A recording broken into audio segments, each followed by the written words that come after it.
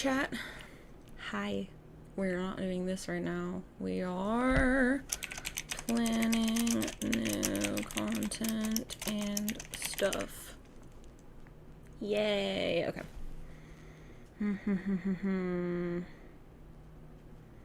Cool.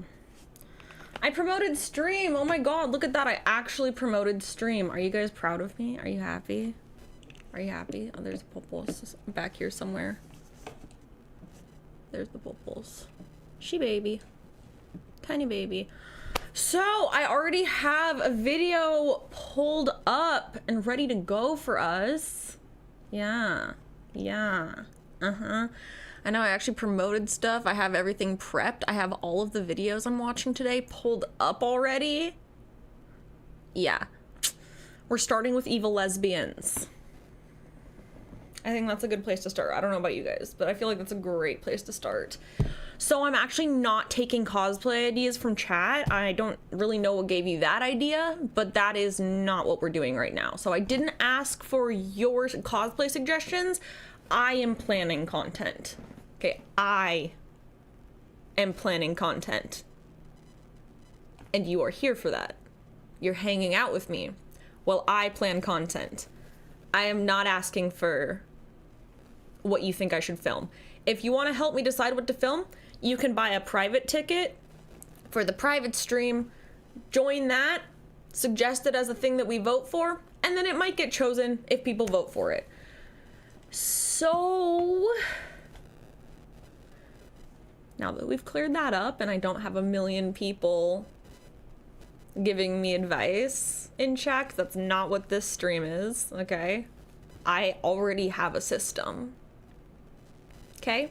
The content is already planned what it is. It's a Marin cosplay for next year. I don't need your help figuring it out. We are planning what I am filming with that cosplay. I'm planning out different... I have a planning sheet. We're filling out my planning sheet is what we are doing. So, now that I've cleared that up, let me swap over. This is what we are doing. This is what we are planning. We're filling out my sheet because I was going to rush through this. I started planning this on Monday. I was gonna try to rush through it. I did a little more planning off stream, but we have a little bit more to do, so I'm doing that on stream. I also need to update my schedule. I need to update my tip menu and everything so that it's the correct color palette and everything. Yeah, I need to update shit. So everything is getting updated and we're planning stuff out, and that is the plan for stream. All right. Yeah. Good morning, Jean. Good morning. So yeah, we're doing this. This is mostly filled out. I'll probably post this. I won't show you guys that I'm posting it, but while we're streaming, I'm gonna post this so I can just get it posted. Because I have the Christmas bundle that's already up, and then the pre-order for sure, but I need to post 02 versus Ichigo. So I need to post that. And then and then yeah, I'm not really, well, I might edit stuff next week. No, I think next week I'm just gonna have it be a filming week. All of next week is just gonna be a filming week. And then other than Monday, I think I'll do streams Monday. I don't think I will stream next Friday.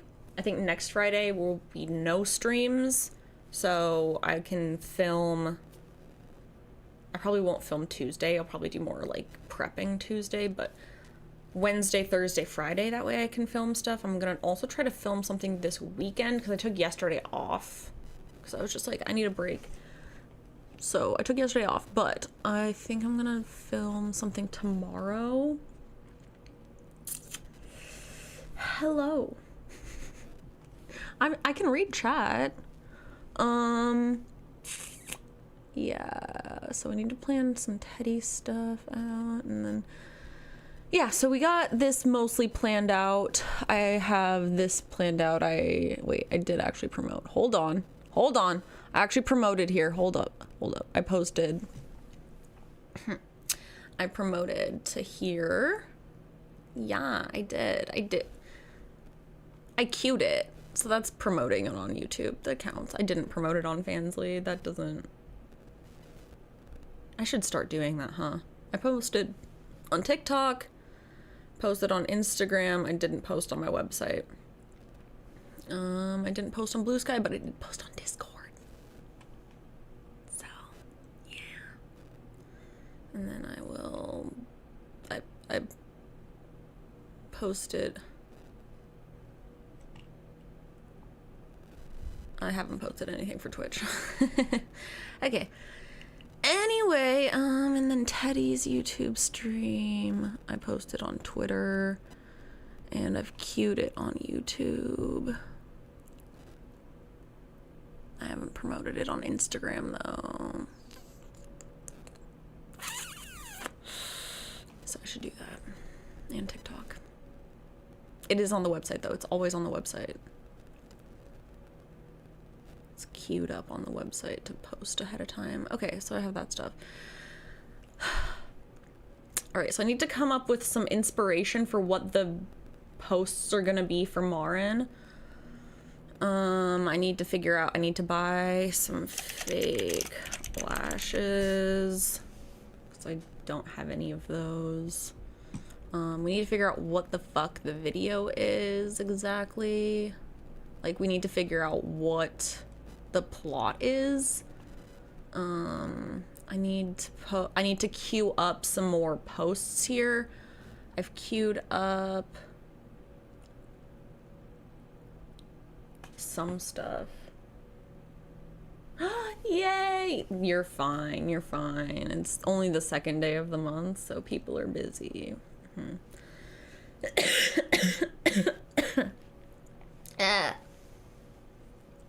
Oh my god.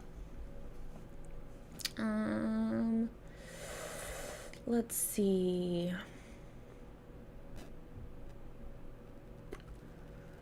So yeah, my stream schedule, we're doing all streams this week. We might preemptively film, or if I can get through this quickly, then we'll film. Oh my god. We will plan the next thing I'm filming. Oh my god. Oh wait, why did I click the wrong? Oops. It depends though. We'll see. Okay, I did. Hi buddy, you're fine. You're fine, bubby. Okay. Hey, Miso? Stop. Okay, I did. What posts did I do? I think I did some of them already. I did a lot on here. Okay, I did that one. Not that one.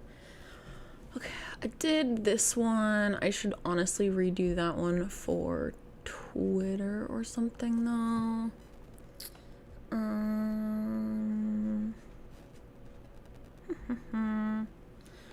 Okay, I did that. I did somewhat similar to this one on the Safe for Work Twitter. Haven't done those ones yet. I did this, but like K-pop version. So I'm counting it. Alright, haven't done those yet. I wish there was an easier way. How do I queue content for TikTok?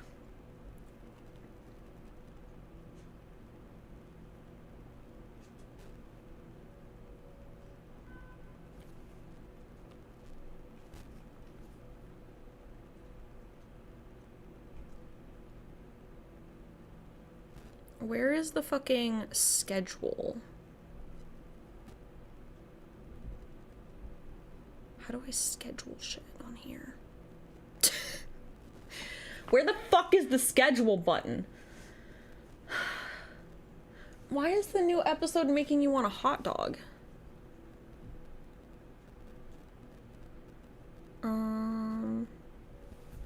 Also, the new episode is really good.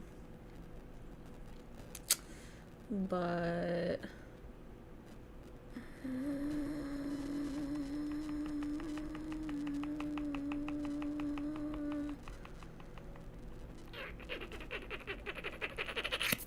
oh yeah,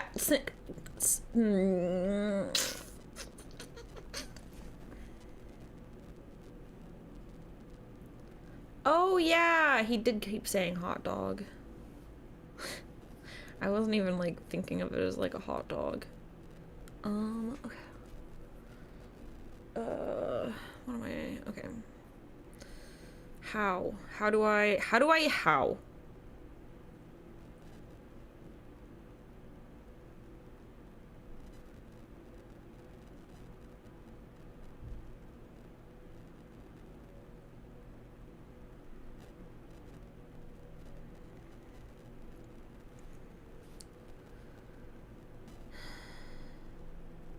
Okay, I don't see it under settings.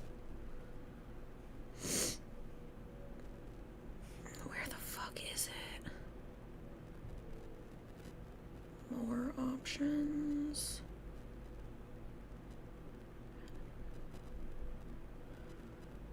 I genuinely don't see where the fuck to queue. How do you queue?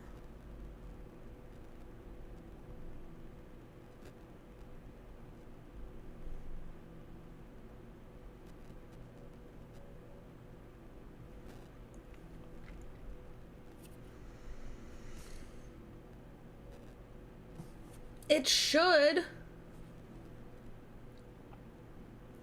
It should have a way to queue posts.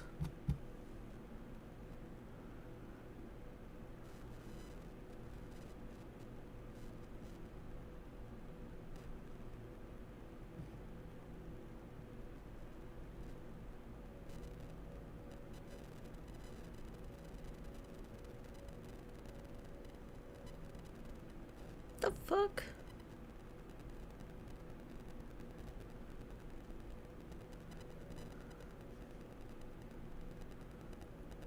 Huh?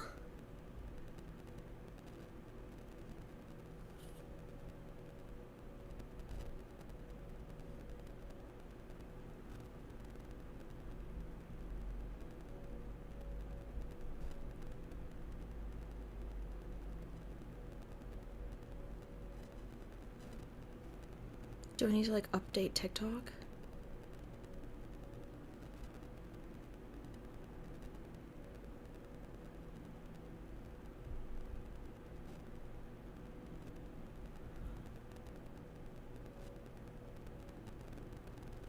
How the okay, whatever. I'm starting the video. Hello, and I'm gonna lovely, figure this out. wonderful, patient, kind, and rational little gay people in my phone here on youtube.com. Bless. I feel the need to emphasize that today because in this video, we're going back to my dark hidden hometown, TikTok. The home of the faux moral outrage brigade, the hate train U-Haul, and the final resting place of humility. Okay. My name is Nia, also known as @BitNia, and in 1 month, I will have been making videos on this channel for 1 year. Yay! But prior to that, I was a TikToker for 5 years. There's I had a video blow up another in app. 2019, There right is after I a graduated high second school, and then app. it was my little side hustle through college. And through that time, Called TikTok I saw a lot of Studio. shit. I saw a lot of fucking shit, man. My content has always centered on queerness, and as both a creator and a consumer, Second boy, app oh boy, named TikTok have I seen Studio this space evolve. From that the I have to illustrious do, Hey and Mamas no, era you guys to are Kales, wrong. the You lesbian are wrong. journalist, You guys ever are evolving wrong. I don't know discourses what about AI bisexuality, overview T-boy is lesbians, telling queerness, you and and leading Christianity. you We, wrong, as a but Willow no. Wood community, have fought wars on that clock app. That is Much not of what which you do. I've covered on this channel. I say all this to say that I know what it's like to be a TikToker, specifically in the queer or WLW space. I know the game, I know the hustle, and I know the culture. And a lot of that contributes to why I'm on YouTube now. Earlier this year, I made a 3-part series called The Internet's Evilest Lesbians, where I covered stories of abuse in lesbian relationships that unfolded online between influencers and public personas. How parasociality affects empathy, erases nuance, and in some cases, co-signs abuse. I took a break from the series because that shit is incredibly emotionally draining to create. But here we are, months later, with a follow-up, and that is because somebody went and pissed me the fuck off. And this time, it's personal. Yes, that's right. I don't just report the queer news, I live it. So today's episode isn't about abuse, but privilege, arrogance, ignorance, and how susceptible we are, God even damn the it, seemingly but none most of woke my amongst drafts us, are saved to selling here. out. While the past parts of this series explored how allegations of abuse unfold and are affected by publicity, parasociality, and capital, today's story is more about how capital affects ethics and the illusion of community. What would you do to protect your bag? Who would you step on and why? And when you're selling something under the guise of community, does it matter how much your actions align with that in reality, as long as your check comes out the same? At least in regards to this story's subject. But in a political climate that thrives off of dog whistles, belittling critical thought, and dehumanizing and making predators out of people for profit or gain, I'm much more interested in examining how susceptible audiences, notably queer audiences, are to perpetuating bigotry because, God forbid, some nuance interrupts their doom scroll. Brief pause from the video to introduce today's sponsor, Aura. So, have you ever Googled yourself? Because if you haven't, I recommend you do. Because aside from some stats from your high school sports team and maybe your Instagram handle, you might stumble across your address, your phone number, your email, all readily available for purchase on a data broker site. And that's because data brokers are out there selling all of our personal information without our permission. It's wild because a lot of apps we rely on every single day are collecting even more of our data. And unless you're ready to go hide away in the woods, there's really no way to avoid it. But luckily, today's video is sponsored by Aura. Aura tracks down the data brokers that are selling your information, automatically removes it, and keeps it off. Aura gives you dark web alerts, real-time fraud notifications for credit and banking, 24/7 identity monitoring, plus a VPN, antivirus, and a password manager. And compared to other similar services, it's way more bang for your buck. You can try Aura free for 14 days at aura.com/bitnia, and in those 2 weeks, they will already start scrubbing your information off of the internet. So stay safe online by protecting your data with Aura. Thanks so much to Aura for sponsoring today's video. So, if you're lucky enough to have gotten deep enough on messy lesbian TikTok, you've most likely taken a deep dive into some stranger's real life back and forth with their ex-girlfriend or ex-situationship. But in a gripping new evolution, we have gotten lesbians who have been on one singular date, beefing with each other publicly on Clock app before GTA 6.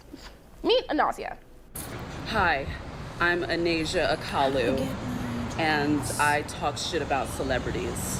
As a Gemini, when it comes to relationships, empathy and sympathy are like a foreign language to me. I had to reshoot this first part, LOL. Meaning I both cannot imagine myself in your shoes, and I don't pity you. There was a lesbian on TikTok and she was saying how it took her 2 years to get over her ex. I cannot even fathom. You're lucky if it takes me 2 minutes to get over you. Who is that white woman? Glorilla has recently been making headlines, and it's not about her music, it's about her looks. Yet again. So Anasia is a content creator who moved to New York City about a year ago, towards the tail end of 2024.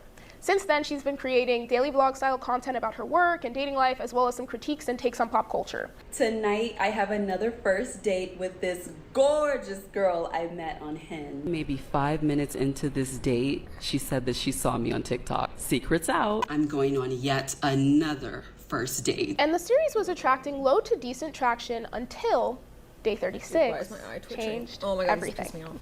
Be jealous. I just had the best date of my life. This is my 36th day of being a full-time unemployed content creator. First time having Peruvian food. Definitely will be back. I've never met a person that was more kind, gentle, patient, because I can be a lot. She's so intelligent. Sometimes I feel so dumb talking to her. After spending a day and a half with her, I have realized that I might be a little bit mean. I need to change myself. She was not only generous with her money, but with her time. She built my bed frame. I'm not on the floor anymore. She built my vanity set, 1,000,000 effing pieces. She fixed both of the heels on my boot, and she degreased my dining room table and bought me more gardening supplies. I kept offering to pay. She wants nothing in return. I had a little nip slip. I was so embarrassed. She showed me hers. Now we're even. I got really comfortable with her. I took my wig off. She saw my bald spot. And I just met her yesterday. I think her love language is acts of service. I wonder if she's doing this for all the hoes. You know what? I don't even care. As long as I'm the favorite. So that sounds promising, right? Everyone's excited, comments are hyping her up,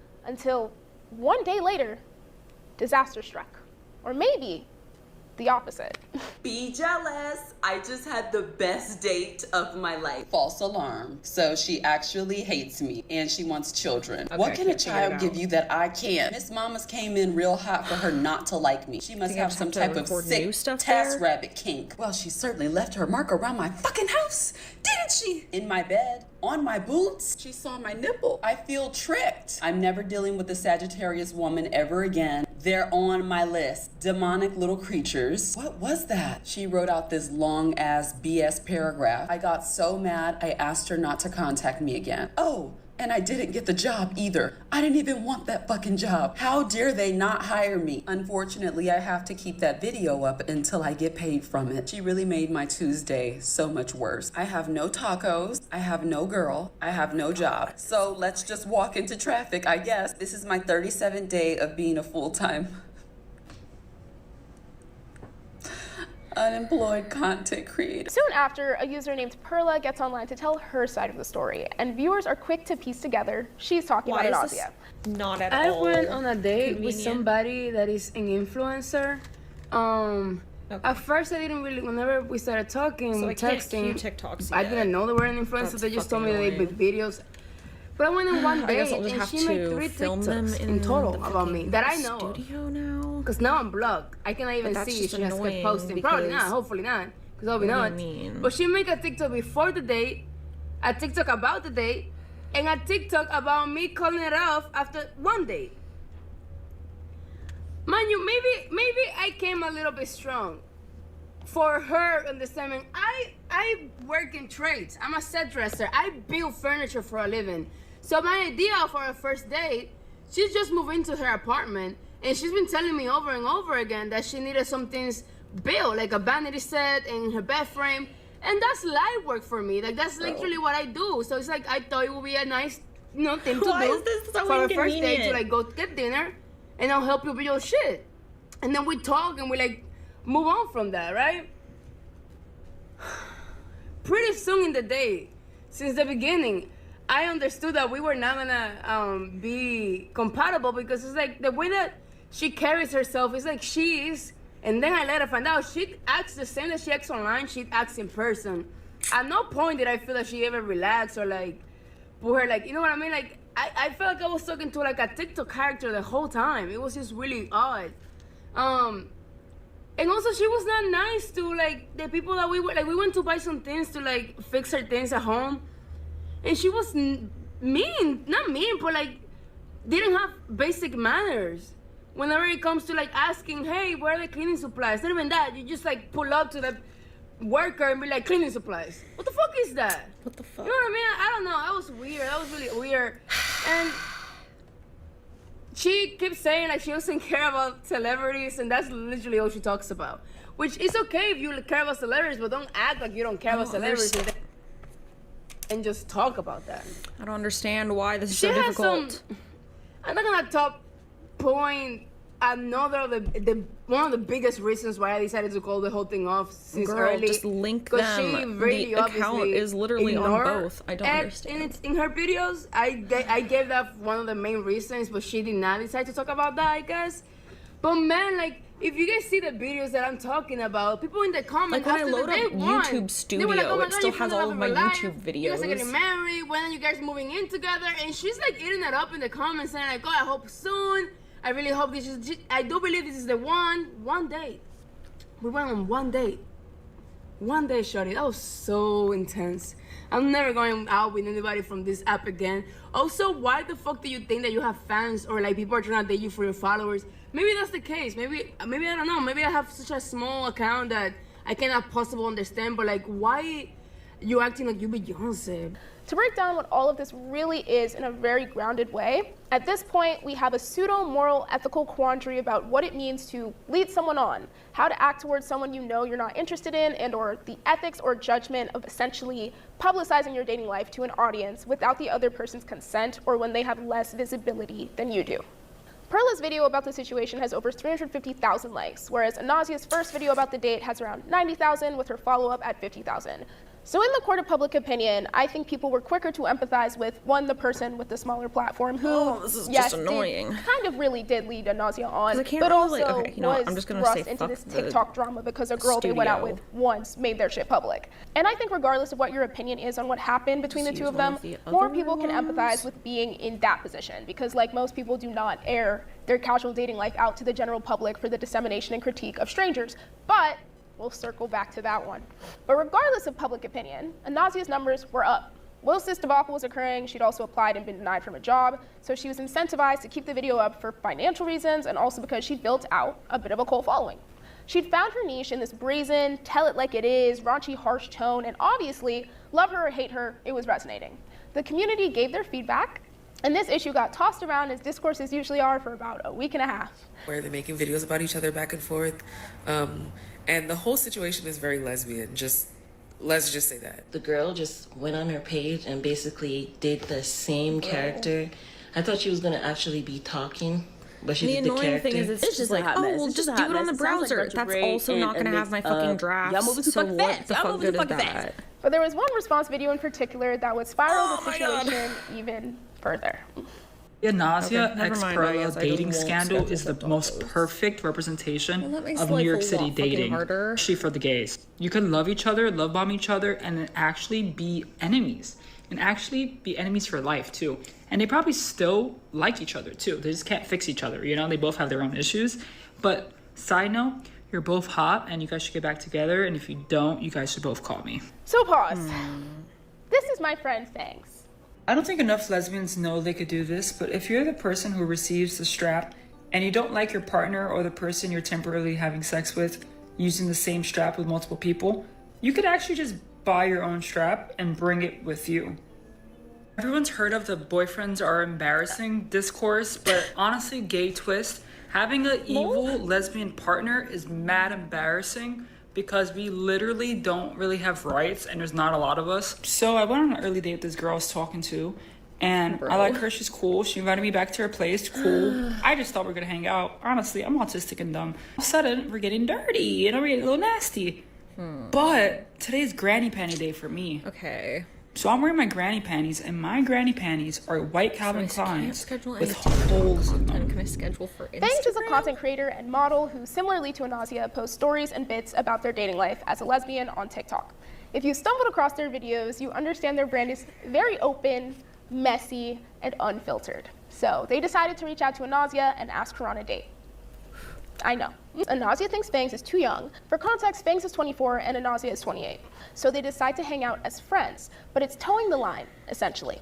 What's a friend date? A freight. I'm going on 'Cause I another can't just freight save with it my from new TikTok. lesbian friend. can't, like, save my We already drafts can't from get enough of TikTok. each other. This is only Re-upload our them to the second studio time 'cause it has the hanging out. fucking I think she's watermark. I very don't want the sweet and fucking considerate. watermark. This is my 47th day of being a full-time unemployed content creator. I'm guessing this is Chinatown. She picked a really cool spot for us to meet at. Yes, ma'am. Love that place so much. I'm definitely going back. So pretty. Mama's hungry.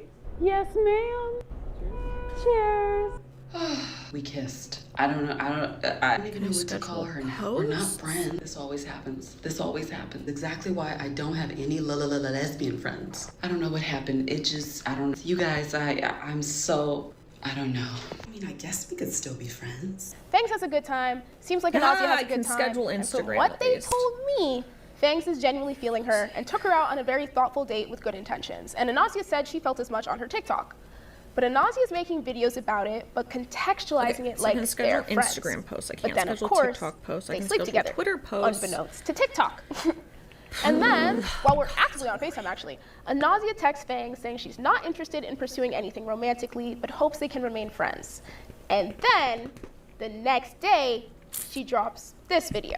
Remember my lesbian friend that I told you I kissed? Well, I lied. We slept together. This is my 50th day of being a full-time unemployed content creator. Besides her nails that definitely needed a trim, It was a pretty good cracking. After our 2 wonderful sessions, she was holding me and she asked me, was I on the spectrum? I don't know, guys. The vibes were just off conversation-wise. Initially, I did not plan on sleeping with her when I invited her back to my home because I genuinely want more lesbian friends. But I'm supposed to be doing this brand like deal with this adult toy company, and I received a package from them that same night to review 4 different toys. I wanted to give an honest review, so we tried them out, among other things. Usually after I sleep with a woman, I am so clingy. Like, I'll be ready to get married. Let's do a weekend getaway. I want to be in your skin. I want you to move in. Let's adopt a cat. Then I get to fantasizing about what our lives could be like together. Yeah, there was none of that. Why is there not just like an in-app way to schedule content? Romantically. I texted her last night and told her she was taken aback and said that she was really interested in me. I felt so bad. I just want to preface this by saying she was bad as fuck. It wasn't her looks at all. Like, I just wanted to be friends. I just really hope she didn't think I was using her for her body, even though I kind of was. Women in men's fields. I was just feeling really sad and unwanted. And now I just feel sad and easy. But in my defense, there was a pretty girl, a projector, and a bed full of toys in my room. Plus, I had just gotten off my period. She getting cracked tonight. Even though we crossed that boundary, I really still hope we can be friends. She's a really lovely woman. Now, when I first saw this, mouth agape, because damn! It's also interesting and convoluted to recount this story because obviously I was there and I have details and opinions that contextualize things that haven't been made public. So you can take my opinion with a grain of salt because obviously I'm slightly biased. But damn! I read the text and Nausea said thanks, and it was curt but polite enough and definitely seemed like there was no bad blood. So for the public-facing statement to be so disparaging, belittling, and rude, I was gagged. But I'm not making this video to defend my friend's honor in the face of a short-lived TikTok beef. I'm making this video because this is where things took a turn for the worst in a way I find deeply opportunistic, bigoted, and dangerous to the community at large. Bangs is a trans-masked, non-binary lesbian who uses they/he pronouns, and throughout the video, Anazia continually refers to them as a woman and with she/her pronouns. Fangs told me personally, as well as clarified on TikTok, that Anazia was aware that he is trans, they discussed it on the date, and Anazia used the correct pronouns when referring to him offline. Notably asking them, quote, "What's in your pants?" on their first date. Guys, I want to tell y'all that This is I pissing me never off so bad. ever lie about being trans. Also, I'm not a trans man, I'm non-binary. That means I'm just genderless. That doesn't mean I'm male. People still perceive me as a woman. I am very openly trans on every social media platform I have. I'm very proudly non-binary. I post it almost every day that I'm trans. Literally, I constantly post it. And every person I date knows I am trans. Now I know, there's a subgroup of you who are like, a trans-masked lesbian using he/they pronouns, what? And I can't do this with you today. I've implied my viewpoints on this a lot on this channel, but been slow to just say the thing. But here we are. But I guess in short, why is this so fucking annoying? Lesbians inherently have a skewed relationship to cis heteronormativity and womanhood. And it's incredibly common and valid for people to identify as lesbians while not identifying as women. Like, queerness is about being queer and doing queer stuff. Gender nonconformity, mass, butchness is queer as hell and historically foundational to lesbianism, obviously. And pronouns, presentation, transitioning are all valid parts of actualizing them. And the presence of those things does not automatically make people men. Men don't own everything, or at least don't have to.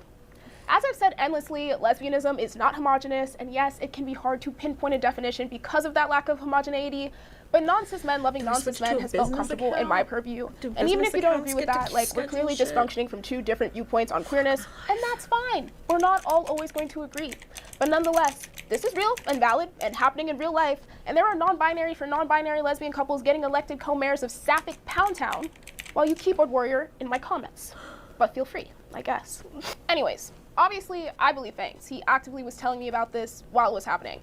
But y'all don't know Fangs, or me, for real. So for argument's sake, let's dig a little deeper into the implications and repercussions of this. So, these 2 people famously met on social media, where Fangs' pronouns are readily available on both his TikTok and Instagram pages. And just to speak to this nuance of lesbian dating, personally, I make it a priority to ask anyone I'm interested in explicitly about how they identify. Because one, why would I be going out with someone and not want to make sure I'm referring to them in the appropriate and respectful way? Especially if that information is available publicly by virtue of their social media.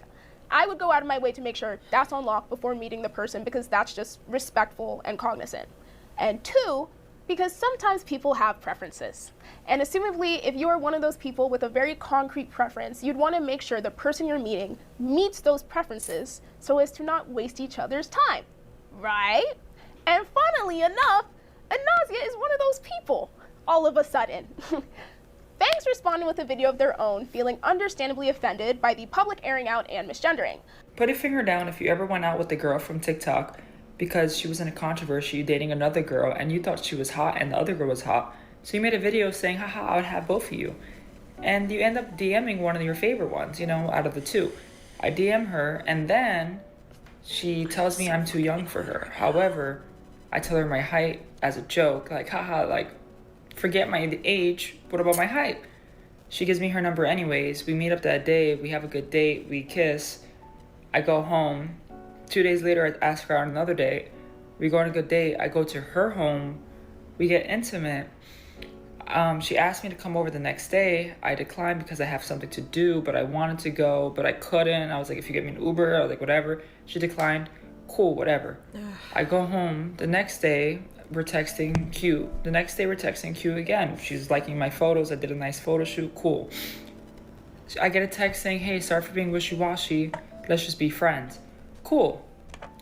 Don't mind that. She also tells me to not make TikToks about her, which is fine by me if she does the same. She's not doing the same. She's also misgendering me in all the TikToks, maybe to make her look more gay. That's the only explanation, because in person she would not call me she, her, because my pronouns are they, he, and I told her first date I am transgender. Correct. Girl, and then so she goes on TikTok saying she's using me for my body and I'm a bad bitch. People were in Anazia's comments on the video letting her know Fangs had responded, to which she replied, I don't know them. To which Fangs responded with a video full of receipts substantializing that they did in fact go on a date. And Anazia's reply to that on her TikTok story was even more jarring, because she doubles down oaths, stating, before I send out my cease and desist order, I want to address the very serious allegations that have been made about me. I have to make it very clear that I am not transphobic, and I was not aware of their pronouns as I addressed them as a woman on and offline. What the fuck are you talking about? The one with the new lesbian friend was the first video I made about them, and I should have been politely corrected then, instead of a defamatory TikTok video after I ended things due to their age and holes in their underwear. I guess they were butthurt and I guess they were butthurt and needed a storyline. Y'all love to dogpile black women. It's sad. I personally don't date trans men/women. I've grown tired of loser-ass clout chasers. It's getting weird. My lawyer will take it from here. Love ya. Jesus. There's no way for me to fucking batch content if I can't was talking to shit. Before the date, after the date, I knew what was going on in real life pre-mess. But this story post was the point where it shifted for me as seeing my friend, yes, definitely put themselves in a compromising position to, this lady's actually fucked up and spewing deeply harmful rhetoric that I really don't want to gain further traction in my community. So I acknowledge I cannot be fully objective in my commentary on this situation, but also, I'm not claiming to. This is my YouTube channel.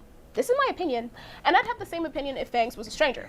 Of course, I feel an inclination to defend my friend in the face of the nonsense we're about to unpack, but at the same time, I fundamentally, ideologically, disagree with her sentiments, and not just the way they impacted Fangs, but also the way her followers are championing her flawed logic and harmful rhetoric amidst the backdrop of support black women and lesbian preference politics.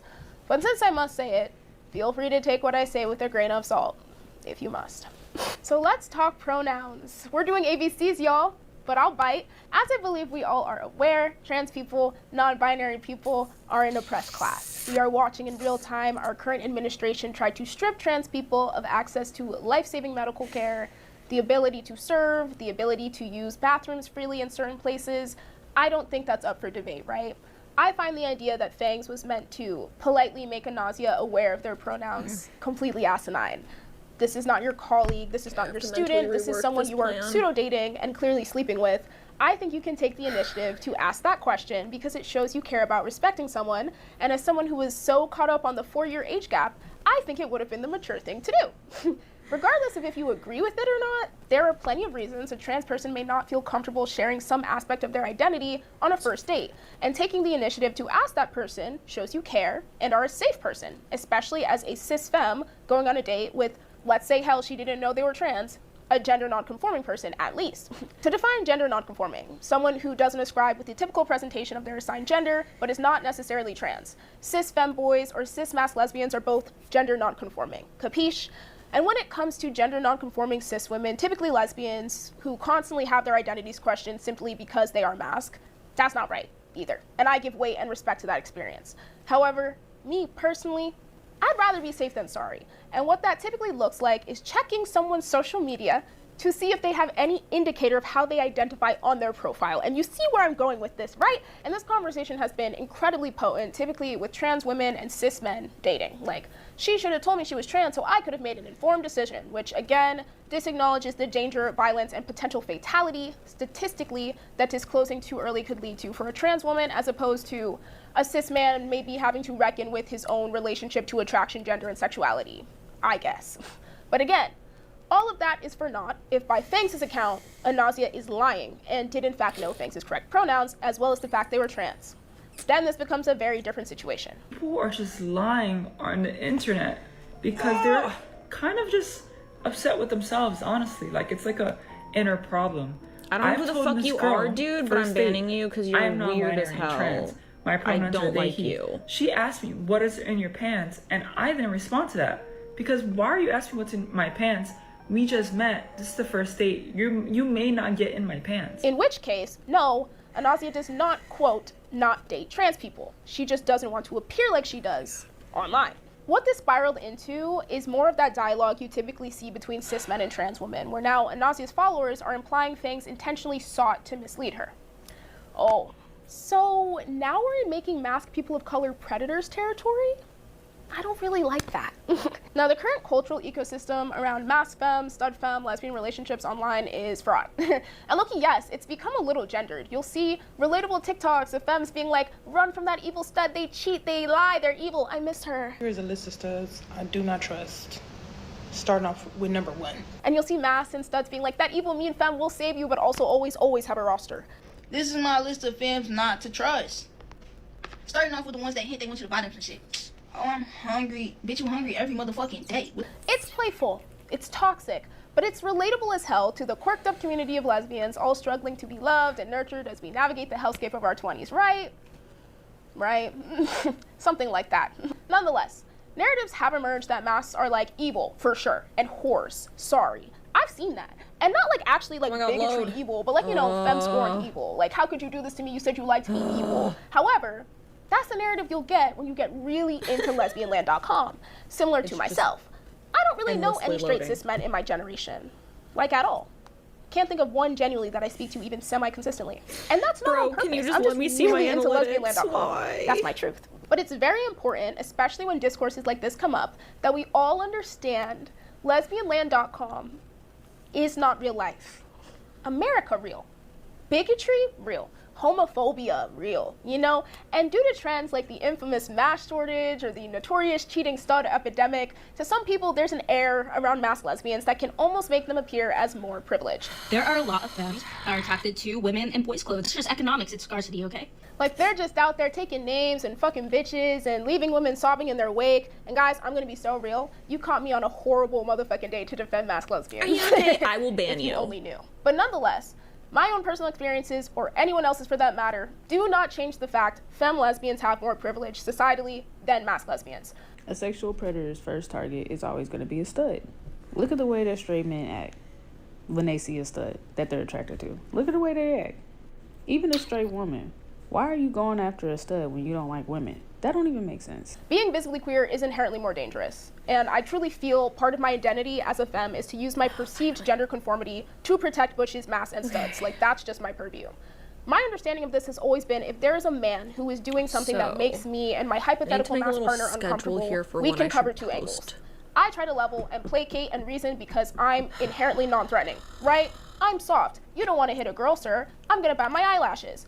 I can appeal to this side of what a woman is and hopefully hit some bone of chivalrous patriarchal logic in the average man. And if that don't work, my partner brings a more protective, confrontational energy. And if none of that works and hands get thrown, it's 2v1. You feel me?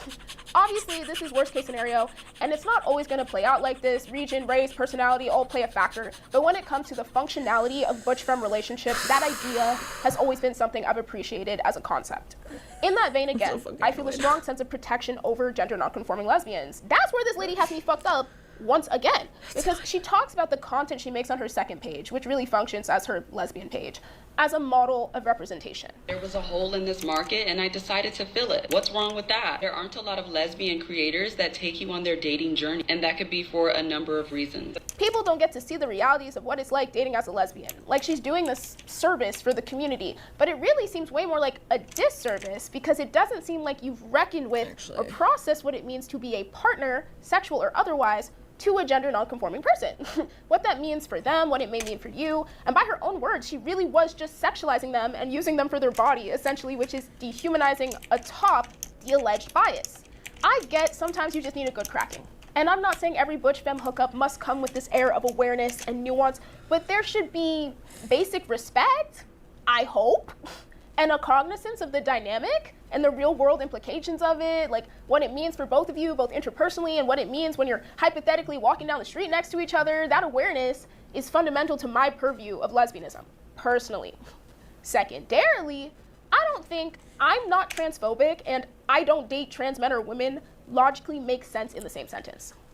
And I understand this is incredibly nuanced. And some of you just went, oh, but hey, stay with me. My point is not being attracted to trans people is not an innate sexual orientation.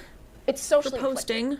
I'm not telling anyone so that who I can to post sleep at with, the who to be, correct who to want. times. I was going to just have it I'm not condemning anyone for so I didn't have to fucking think about it, and it would just do it itself. But because you cannot just in a vacuum say I'm just not attracted to trans people because that's how I was born. Because trans people are not homogenous. There is really not one thing all trans people, women or man or non-binary respectively, share except for being trans. Trans people are not a monolith.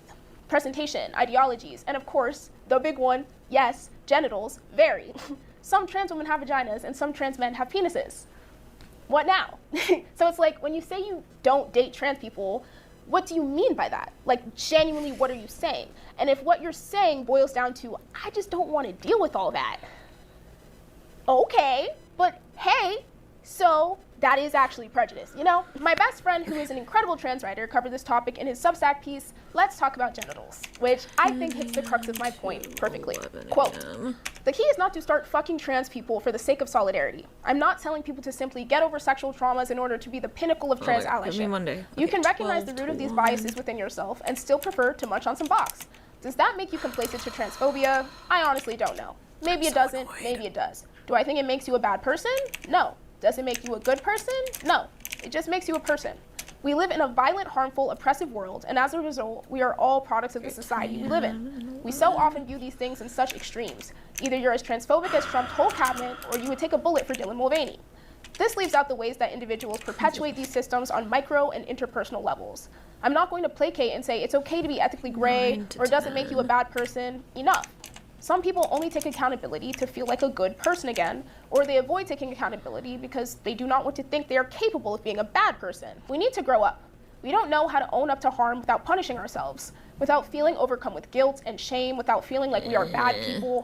This carceral way of viewing wrongdoing is not only unfair to ourselves, but also unproductive. Time spent beating yourself up about how you're secretly a bad person could be more effectively used to have an honest unpacking about your harmful subconscious beliefs. It does not make you bad, it makes you a person.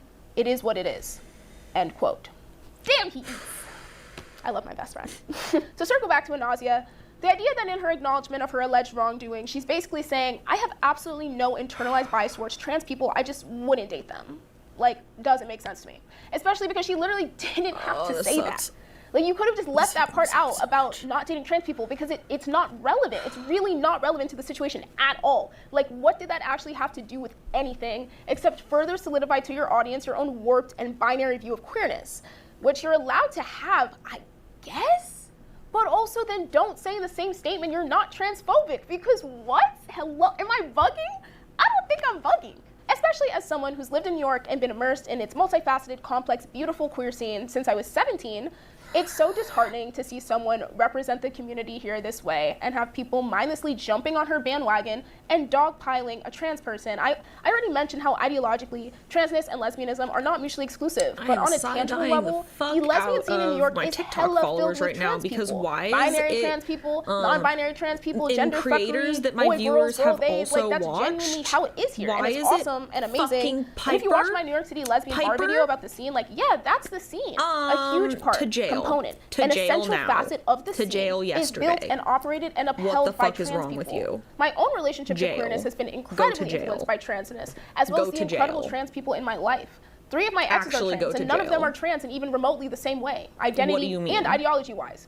Even gender-wise, because transness, again, is Girl, not Piper homogenous. Raquel. Like this staunch and flawed understanding of transness that, again, I'm not convinced she truly believes off-screen, but is pushing to her followers, shows me her content is not for the community, it's for her. It's Anasia doing whatever she wants and acting like it's praxis because lesbian, while also giving that she's never had to be confronted with what it means to be in community with trans people. And she don't really want to deal with all that, basically, which, sure, what am I gonna do about that, right? Like, make your content for the cis lesbians. But as a would black actually lesbian content not creator Google in her. New York, I'd like to state in response that the Look queer her up scene, on at least the TikTok. one I know and love and feel upheld by, is not this binary, genital, essentialist, strict thing. It moves, it breathes, and it is a privilege to be in community with trans people, not a burden. Anyways, then Anasia posted this. I want to make something very clear. I am not dating for content. I'm dating plus content. Meaning I would still go out on just as many dates even if I wasn't documenting it. This Yeah, is you my might be on the list 57th day now. of being a full-time unemployed content creator. I don't feel as though I'm coming off as inauthentic. If I'm going to go through the hell of dating in the lesbian community, I might as well get paid for it. Unfortunately, I did have 2 certain individuals come into my life and try to destroy me for clout and followers or trying to promote some stupid-ass, clown-ass birthday party. But that's neither here nor there. Death to both of them. They're blocked on social media and IRL. This is my real life. I don't know what videos are gonna pop off. This is my real dating experience. Some of these things can happen to you, not exactly in the same way, but people can certainly come into your life and disrespect you and lie on your name. So for anybody that's saying that I'm doing this for views, just say that you're jealous. Jealous of the attention that I naturally get. When's the last time somebody asked you out on a date? When's the last time somebody bought something for you? Built something for you? When's the last time you got laid? Of success? Oh, okay. If you don't like my page, it's just a couple of clicks away as to where you would never have to see me again. And for those of you that love my page, I'm so excited to take you on the journey to finding the love of my life. Girl, she I turned hate seeing black 18 women do a lot of wrong. yesterday. It pains me for real. Y'all, I am also a social media creator. turned I 18 get the yesterday, game. and no, she's I not do. in the Bop I've been doing this house. for like, yes, 6, She 7 visited years. the Bop house I'm when not she was a purist. I'm not above oversharing child. online. We're young and turned. Get it how you live it. I'd seen some of Anasia's content before this mess, and I was like, yeah, entertaining boot. She's crazy, but she's real. Like, this is me a very too. clear But case that's of on my grooming. phone. I like crazy on my phone where it's safe and I can swipe. I think when you're trying to do social media that way, meaning something a bit more It's not morally like she's gray, a doing bit this of her exploitative, own you either have to be free hyper conscious of choice. how that affects the real people in your life, or you double the Like- fuck down and go dark mode, which is what I think Anasia is doing. Death Yes, to both of them? Jeffu, it is. Girl, what? Death to both of them? Like, why would you want that on your digital footprint, knowing damn Like, well, she's been being allegedly, pimped out by you her are mom lying. since she was, like, Especially 10. considering It's if she was doing ridiculous. this type of content as a straight black woman dating, I don't know, Like, white if her men, parents I would weren't still so be like, heavily morally involved, gray, then but I at would least be like, camp. okay, this is maybe Kinda just what she's praxis, like. I'll bite, but she's punching down to a But community no, that's her facing parents are wide-scale heavily politically backed involved social and erasure facilitating and it. pretending that she's not. And I just can't justify that It's for a bag. Like when I was a not. teenager, It's I was actually making not YouTube at videos, all and I remember being like 15 Danielle and putting some Bergoli. stupid clickbait It's drama not channel like a sister Danielle squad shit in Bergoli my situation. title and That thumbnail was her and getting own 3,000 choice. views and being like, oh shit, That was I her own made it. choice. It was And very I got clearly one her own comment choice. From someone She that I doesn't remember have to like this her day, mom nearly 10 managing years her later, saying, shit. you don't need to do this. Talking shit and dogpiling She regurgitated she somewhat got baseless famous talking points while on a strangers child is and not what you then want to be became known an for. adult and made And I adult was like, choices. That's fuck. fine. That is not a problem. And like obviously what I do now is cover other people's lives and controversies, but truly I try to do it with nuance and grace because I genuinely believe the message I'm promoting. A message that's rooted in empathy, humanity, to make and content the realities under the guise of her parents, not doubling down on shitting on strangers for my own personal gain. And scroll through my catalog it's okay. for real, I stand on my that. parents are there. I get the appeal, but it's still I really sexualized do, content. especially as someone who clearly is and trying now to make she's this full-time content creator thing barely an work. adult, I typically and they support Black women's had rights and already wrongs. set up her account. I'm not even really saying I don't That's support this not whole shtick she possible. has going. Fangs often does the really same not thing, to be fair. Possible, I do you think would it's a have had to slippery submit slope. her I do think it can cause more harm than good for her while and she those was still a around her. minor. And besides that, it's one thing So to do what something the for hell? the bag, and an entirely different thing to be spewing that dog whistles and isn't- shitting on already marginalized that isn't communities like while someone leveraging who y'all just love to is hate on Black making women. choices I on their fucking own. hate That is someone shit. who has Oh a my management God, team because people who do is love making shitting on Black choices women. for them You're that right, are but, probably like, not the best that's not choices what's to be happening. making. And Fangs was getting way more hate than a nausea throughout this whole ordeal, as well as the fact Fangs was literally being slut-shamed in his And I comments, say that as despite someone who Anazia literally admitting started she the day I used Fangs turned for his 18, body. And but on the that prior was critique my of Fangs choice. putting themselves in this position, That was sure. my choice. And I told them that before they went There on the wasn't date. someone But telling it me to kind do of that. changes No one was nothing. helping me Is do being that. messy justification Like, to be there's publicly very big ridiculed for your difference. identity? Is being messy just cause to have someone you went on one date with wish death on you publicly while the masses clap and cheer? To be slut-shamed and have your sex life publicized and critiqued by strangers? Fangs was the one who got publicly disrespected and dehumanized and villainized and belittled regardless of why they were in that position. It's just further normalizing victim-blaming culture. The intent doesn't justify the impact. And the fact that so few of her viewers were able to see and think critically about what Anazia was doing, saying, and implying is so genuinely scary. Being messy and naive is legal. And honestly, incredibly normal. Like, I subtweeted my evil ex in this video. And I'm doing it again, right now. And I would hope if she got on TikTok tomorrow and said she hopes I die, that people would be like, so we hear you. I guess I'll just have to but not post too it much, those because times. what the fuck? And vice versa. There is space for humanity, for pettiness, for flaws. We cannot always be saints, and I, for one, will never claim to be. But I think there are lines that people shouldn't cross, especially online, especially when dealing with already marginalized communities, and especially when you purport to care about those Now that I communities. crashed out over well, I my guess job maybe to not being get canceled. twice as hard. So because there's never a dull moment, as I'm making this video, there's an update. So I didn't mention this in the video, but Fangs is also a party host. They do that a lot. They're hosting a party at the Bush, which is one of the only Black lesbian spaces in Brooklyn, if not in New York. It's a Black party. I go to the Bush very often. I've talked about it on my channel before. Many of the patrons and staff at the Bush are not only BIPOC, not only notably Black, but also gender nonconforming, trans. It's a very inclusive space that centers Black queerness. Anisha, I'm assuming, didn't know that Fangs was hosting that night, pulled up, got removed for reasons that I feel are evident, and posted this video.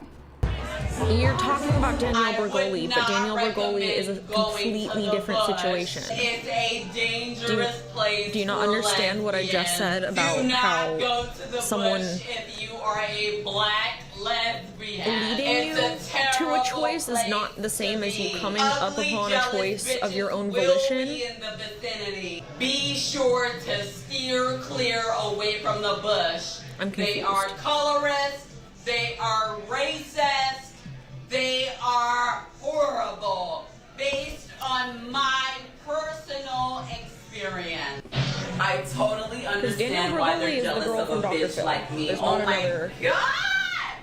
Oh my God! There's not another Oh my God! Dr. Phil girl. Ugly ass bitches! Anisha's vlogged going to the Bush before, so I know this was her second time ever going to the Bush, and I just think I, as a Black lesbian who goes to the Bush like every week, would just There's like also to say, Lil Tay, but again, that was I'm like sorry, her it's not own that choice. funny. It It's seems just like actions have consequences, and the community is very small. I'm really just not trying to make this a personal attack on her and trying to make a broader statement, but I'm like, girl, you just keep thinking.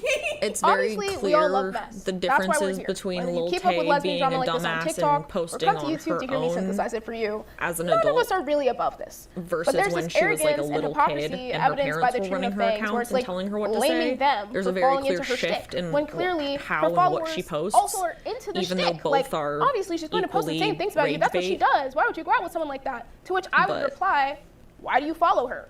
Because you're intrigued. Because it's Again, fun. It's interesting. And Neither that's of what Fangs thought too. neither her They took nor it to the Danielle max, Bergoli for have sure. their parents But she's running the one their who actually did the OnlyFans. bad thing. Am I bugging? Like, but because of that, now they're deserving of a transphobia they don't have someone fueled running hate it shame for and them. being They are slut doing it shamed. Like, themselves. everyone, please get That's more serious. okay. At the end Adults of the day, can make that we are choice all for under the boot of themselves. capital, and many people have Piper and will Raquel do much more heinous has had things her for a back. fucking momager But here in the queer running community everything in New York City, since of the all beginning of places, time. I want better. I think And we it's all been do. sexual I since hope. she was a child. Solidarity, community, understanding, Like, care. Those are the pillars of my queer community. And it's that basis that drives my work. That's what I want people to take away from this video. That we will always have a reason to sell each other out. That's what the forces at B want us to do as oppressed people, especially. Not even just queer, but any marginalized group.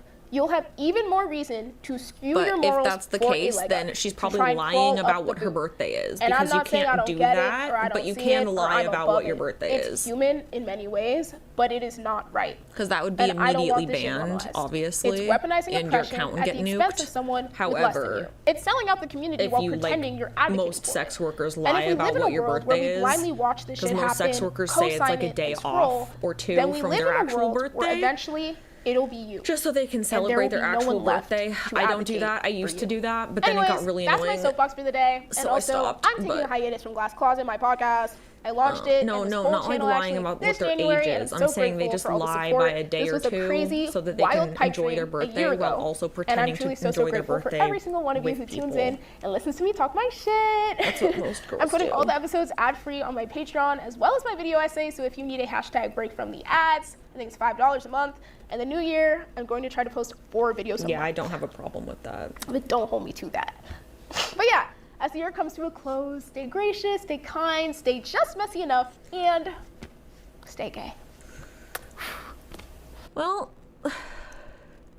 that was about what I thought it was gonna be, honestly. I learned nothing new about the lesbian discourse. It was exactly what I expected. Anyway, alright, next video. Yes. I fear the girlies online are oversharing again. What do I mean by that? Well, I mean buckle up because we are in for another long video, I fear.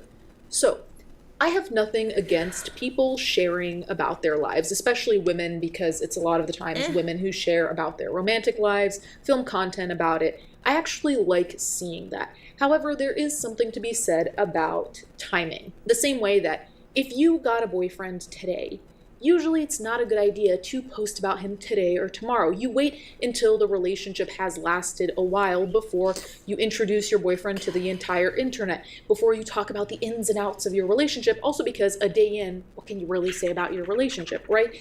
So I think there's something to be said about being strategic, and I don't mean that in a PR way, but in actually a self-preservation way. I don't think it's healthy for everyone, the world, people that aren't in your close circle, to know that much about you. As one of my favorite quotes say, we should all know less about each other, and I will stand by that. There's so many things I know that I wish I didn't. Why? Merely because I'm on the internet. Today we're going to be talking about Danielle Walter. If you don't know who she is, I'm going to put something on the screen to give a brief summary. To be clear, any brief summary I put up will be reductionist, so I strongly suggest that you go look into the person, but she's a little bit difficult to describe, and I feel like this video, because you'll see why, there are many things I'm going to show you, will introduce you to her enough to get an idea. Danielle Walter describes herself as the brunette Carrie Bradshaw of San Francisco. Now, I haven't really ever watched Sex and the City. I've seen the memes, I've seen some terrible outfits, but beyond that, I just know that Carrie Bradshaw is annoying as fuck, so identifying with Carrie is already wild as hell, especially because she's very pathetic for the male character, Big or whatever, and I haven't even watched the show and I know that, so to categorize yourself as that is wild. I feel like it's not very far off from saying that you're like Skylar from Breaking Bad. So she got into a relationship recently. A lot of her content has been about dates and relationships. So her being in a quote-unquote serious relationship is a big deal because a lot of her content was about finding her person. A lot of this is particularly painful to watch because I feel like I'm watching not a car crash, The moments before a car crash, knowing the car crash is going to happen, right? So I'm seeing people having fun in the car before, oh no, there's an ice patch, you swerve, and boom, you're all dead. To be clear, I have never really watched Danielle Walter before this. This was my introduction to her, which is also wild. Regardless, she is my age, she's 32, and she's recently introduced us to her new boyfriend, which the internet has a lot of opinions about. In introducing us to her new boyfriend, she made a 20-part They like weird, series, which she called a docu-series or something along those lines, which is wild because y'all are just talking to a camera sitting on a bench. So I don't know if I'd really say that's a docu-series. It's more like a Q&A, but whatever, I guess. In there, they're just talking about their relationship. But so much of this, I think, is quite representative of the problems that social media poses when it comes to people's perception and understanding of not only what's normal and what's healthy, but the fact that everything is turned into content. And listen, I have nothing against turning things into content, but like we saw with Kendra, who fell in love with her psychiatrist, her life is basically centered around content. Danielle did a 20-part series talking to the boyfriend about their relationship, and we're going to talk about that. Let's remember, they've been together for a total of 3 months. I'm going to leave that pause in because I think it's quite necessary. So let's just watch together, shall we? Now is what we've been waiting for, and I can't just keep this to myself. Why would I stop telling the story right when we get to the good part? For a 30-minute so, video. Here we go. Honey? Hi, babe. Is that how you spell her name? Kagawa? Okay, let me mic you up. Okay. Okay. I feel so uncomfortable already, and I'm really trying not to be a hater here, but genuinely, I hope this relationship works out. I actually do hope it works out. I don't wish heartbreak on anyone. Well, I don't wish heartbreak here, but I will say, this is all very uncomfortable already, and we've been here for what, just a couple of seconds. Why do people like the way Friends he so enters much? the frame, the sitting down, the kiss, the calling honey. I feel uncomfy. You know what? This conversation kind of sounds like something I shouldn't be hearing.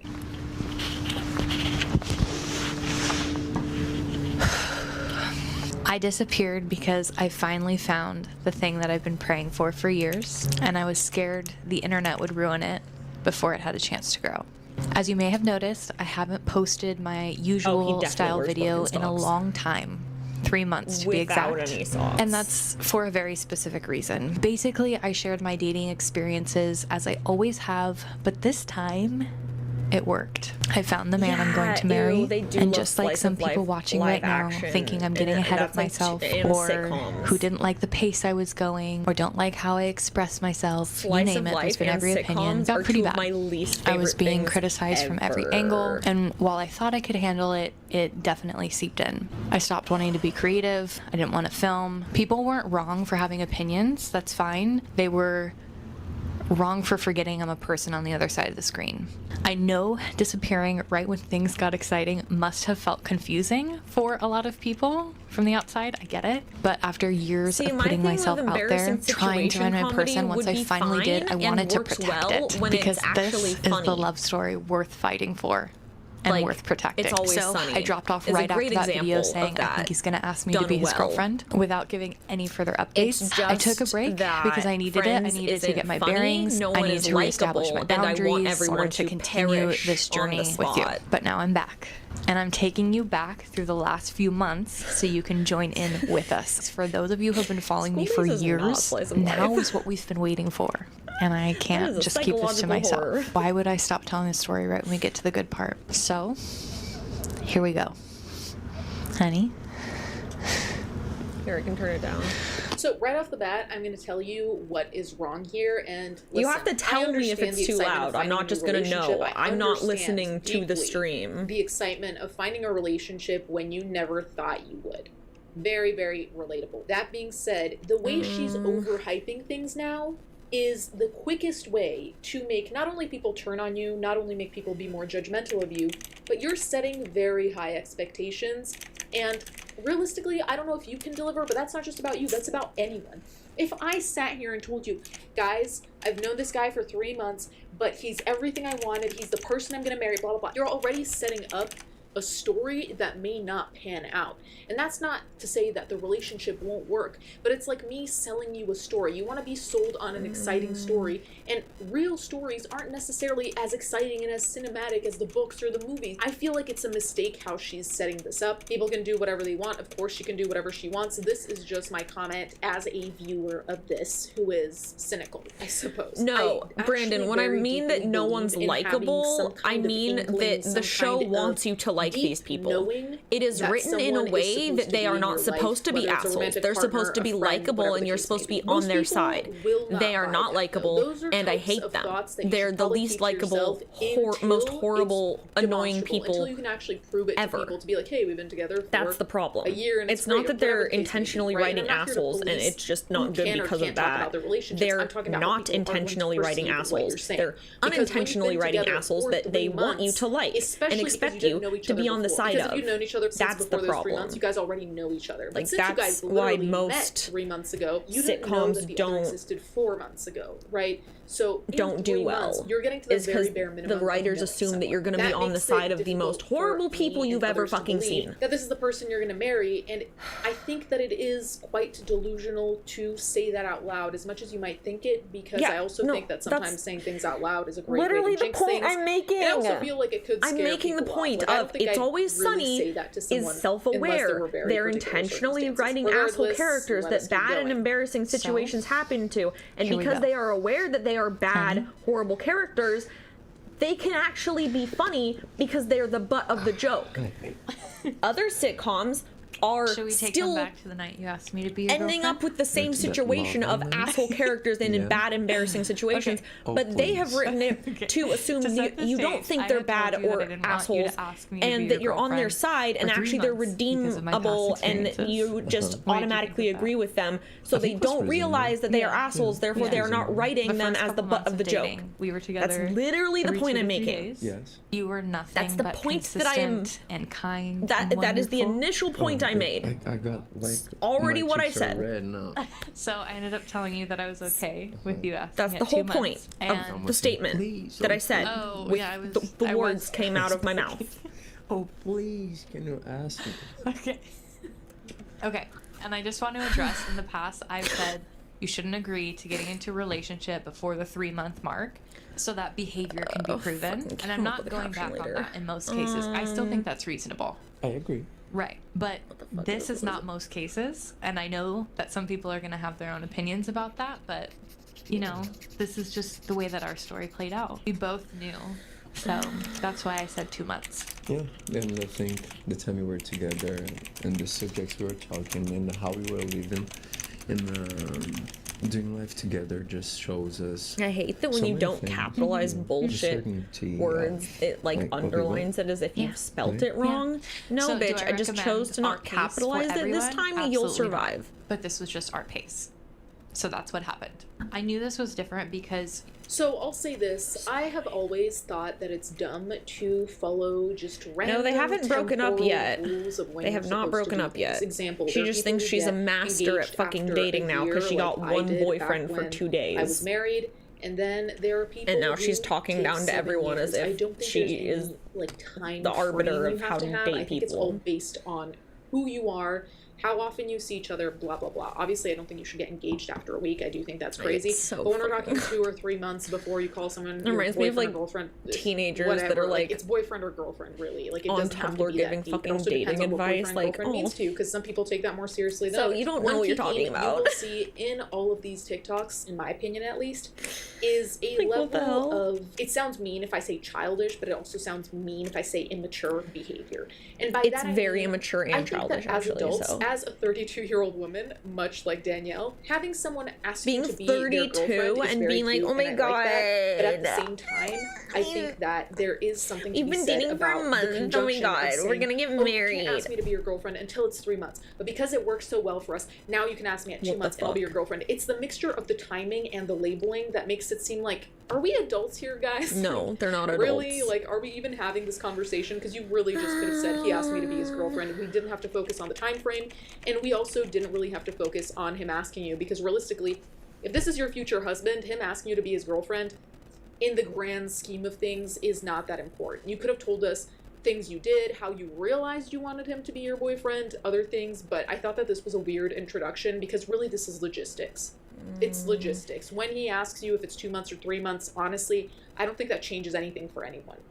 Again, I'm not trying to be a hater, but I do think that these small details very much frame why people are being critical, right? Because in our 30s, like I said, it's very nice to have someone ask you the same way that a lot of women like when men ask if they can kiss them. This is equivalent to that, in my opinion, where it's a nice gesture and it makes things official, right? Because so many people are in that weird situationshipy bullshit. If you tell the story like this, it seems teenagery. Oh, side note, a lot of people in the comments had a problem with him kind of making fun of her, being like, oh, you basically implied that she was begging him to ask her to be his girlfriend. It makes sense in certain situations where you're trying to differentiate between two words. However, if the word is actually not dependent on its capitalization, it doesn't make sense to autocorrect it as needing to be capital. Is not a good look, especially because I feel like that's pretty embarrassing. Like the concept of asking someone to ask you to be their girlfriend, the idea of someone asking you to be their partner Christmas is that it is of their own volition at their own pace when they want, when they decide, not because I asked you to do the thing so you did the thing, because that removes any element of romance. So that was a big discussion in the comment sections. Anyway, certainty of like what people what is the Christmas morning plot like? So do I recommend our pace for everyone? Absolutely Is it just not. like a blowjob? But this was just our pace. So that's Writing what happened. POV? I knew this was different because your words matched your actions every time, and that was so good. Yeah. It's not easy, but it is. Yeah. We had such vulnerability and deep conversations early on about very important things, primarily our faith, the way we see our faith, and how faith and purpose tie together. Yes. And this was the first Christmas time morning. in Wake my up adult Christmas morning. life that Dick I in the had box is not a felt plot safe, that fits completely waking safe up with Christmas someone. morning. Yeah, That would be a think, when like, you're in front of the tree this is opening what gifts our situation, faith is not about, a right? you're in bed Christmas morning It's about being situation. This is like a consistent. It's about breakfast in bed, treating you as my princess, getting as my dressed type of lovely situation. girlfriend and future wife. One So I thing think that we'll you just do did this. really early on that made me go, okay, yes, this is my husband. On our first date, called What I Do on Social Media, and you and said like that a I give reverse people hope, striptease at the and I end, spread maybe? joy and love. And I never, in my wildest dreams, thought I'd ever hear a man say that. Like, never. But God really Feet, delivers head, big. stomach, And from then on, you snakes? went on consistently What? showing me how much you respect what I do and think that I'm incredible for walking in purpose.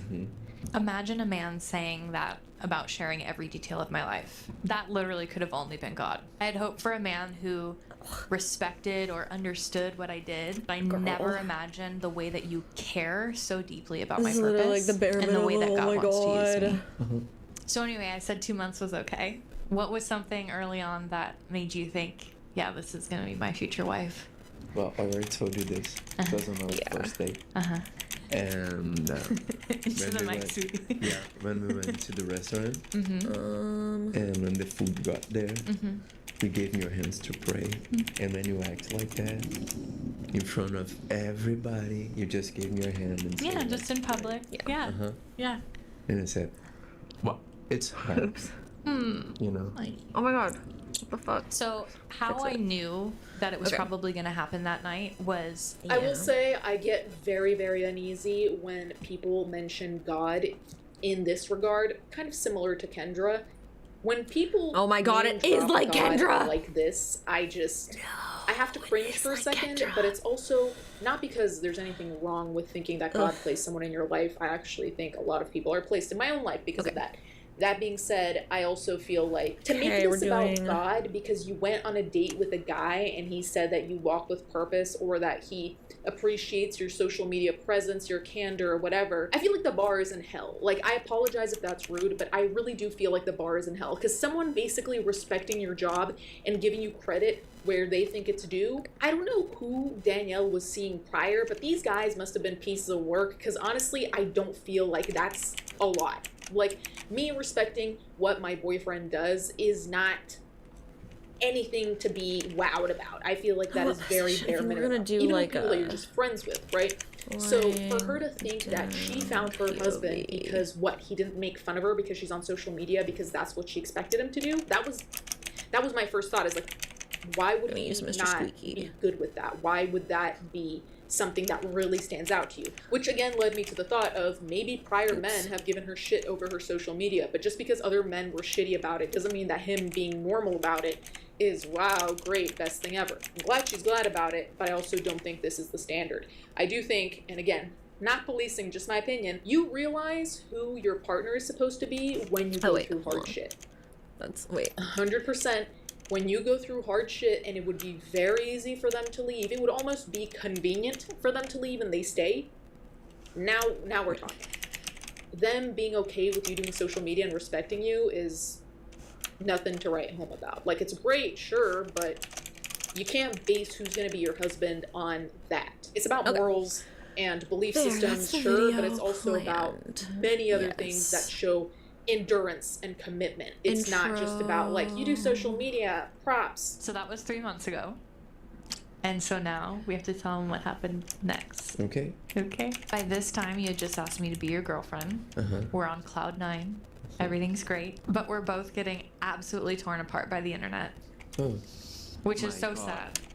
You have to understand that at this point, I want to share what's happening as I did through my dating content, but I wasn't ready to share his identity. Neither of us were. Yeah. And I remember feeling like I just want to stay in this bubble a little bit longer. Yeah, I remember you saying that to me, but I never understood. I think we'll just say Anon. Yeah. Now you get it. Whew. But somehow, people on the internet found out who you were. Yeah. Primarily some very unkind people. And it just got blown out of proportion. Yeah. And I was honestly just hoping for this great big moment of joy of introducing Lucas, but that got taken from me in possibly the worst way. And I didn't want people who were hating to shape his introduction onto this platform. But that's exactly what happened. Yeah.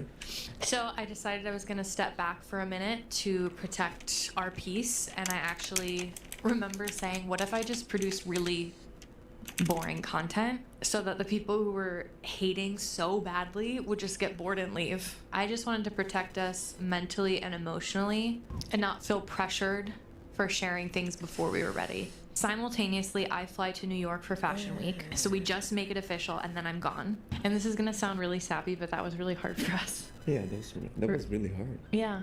Yeah, because we were living for the last 2 months, like White snow each 2 lace? weeks we were together. Yeah. And like this all the time. Yeah.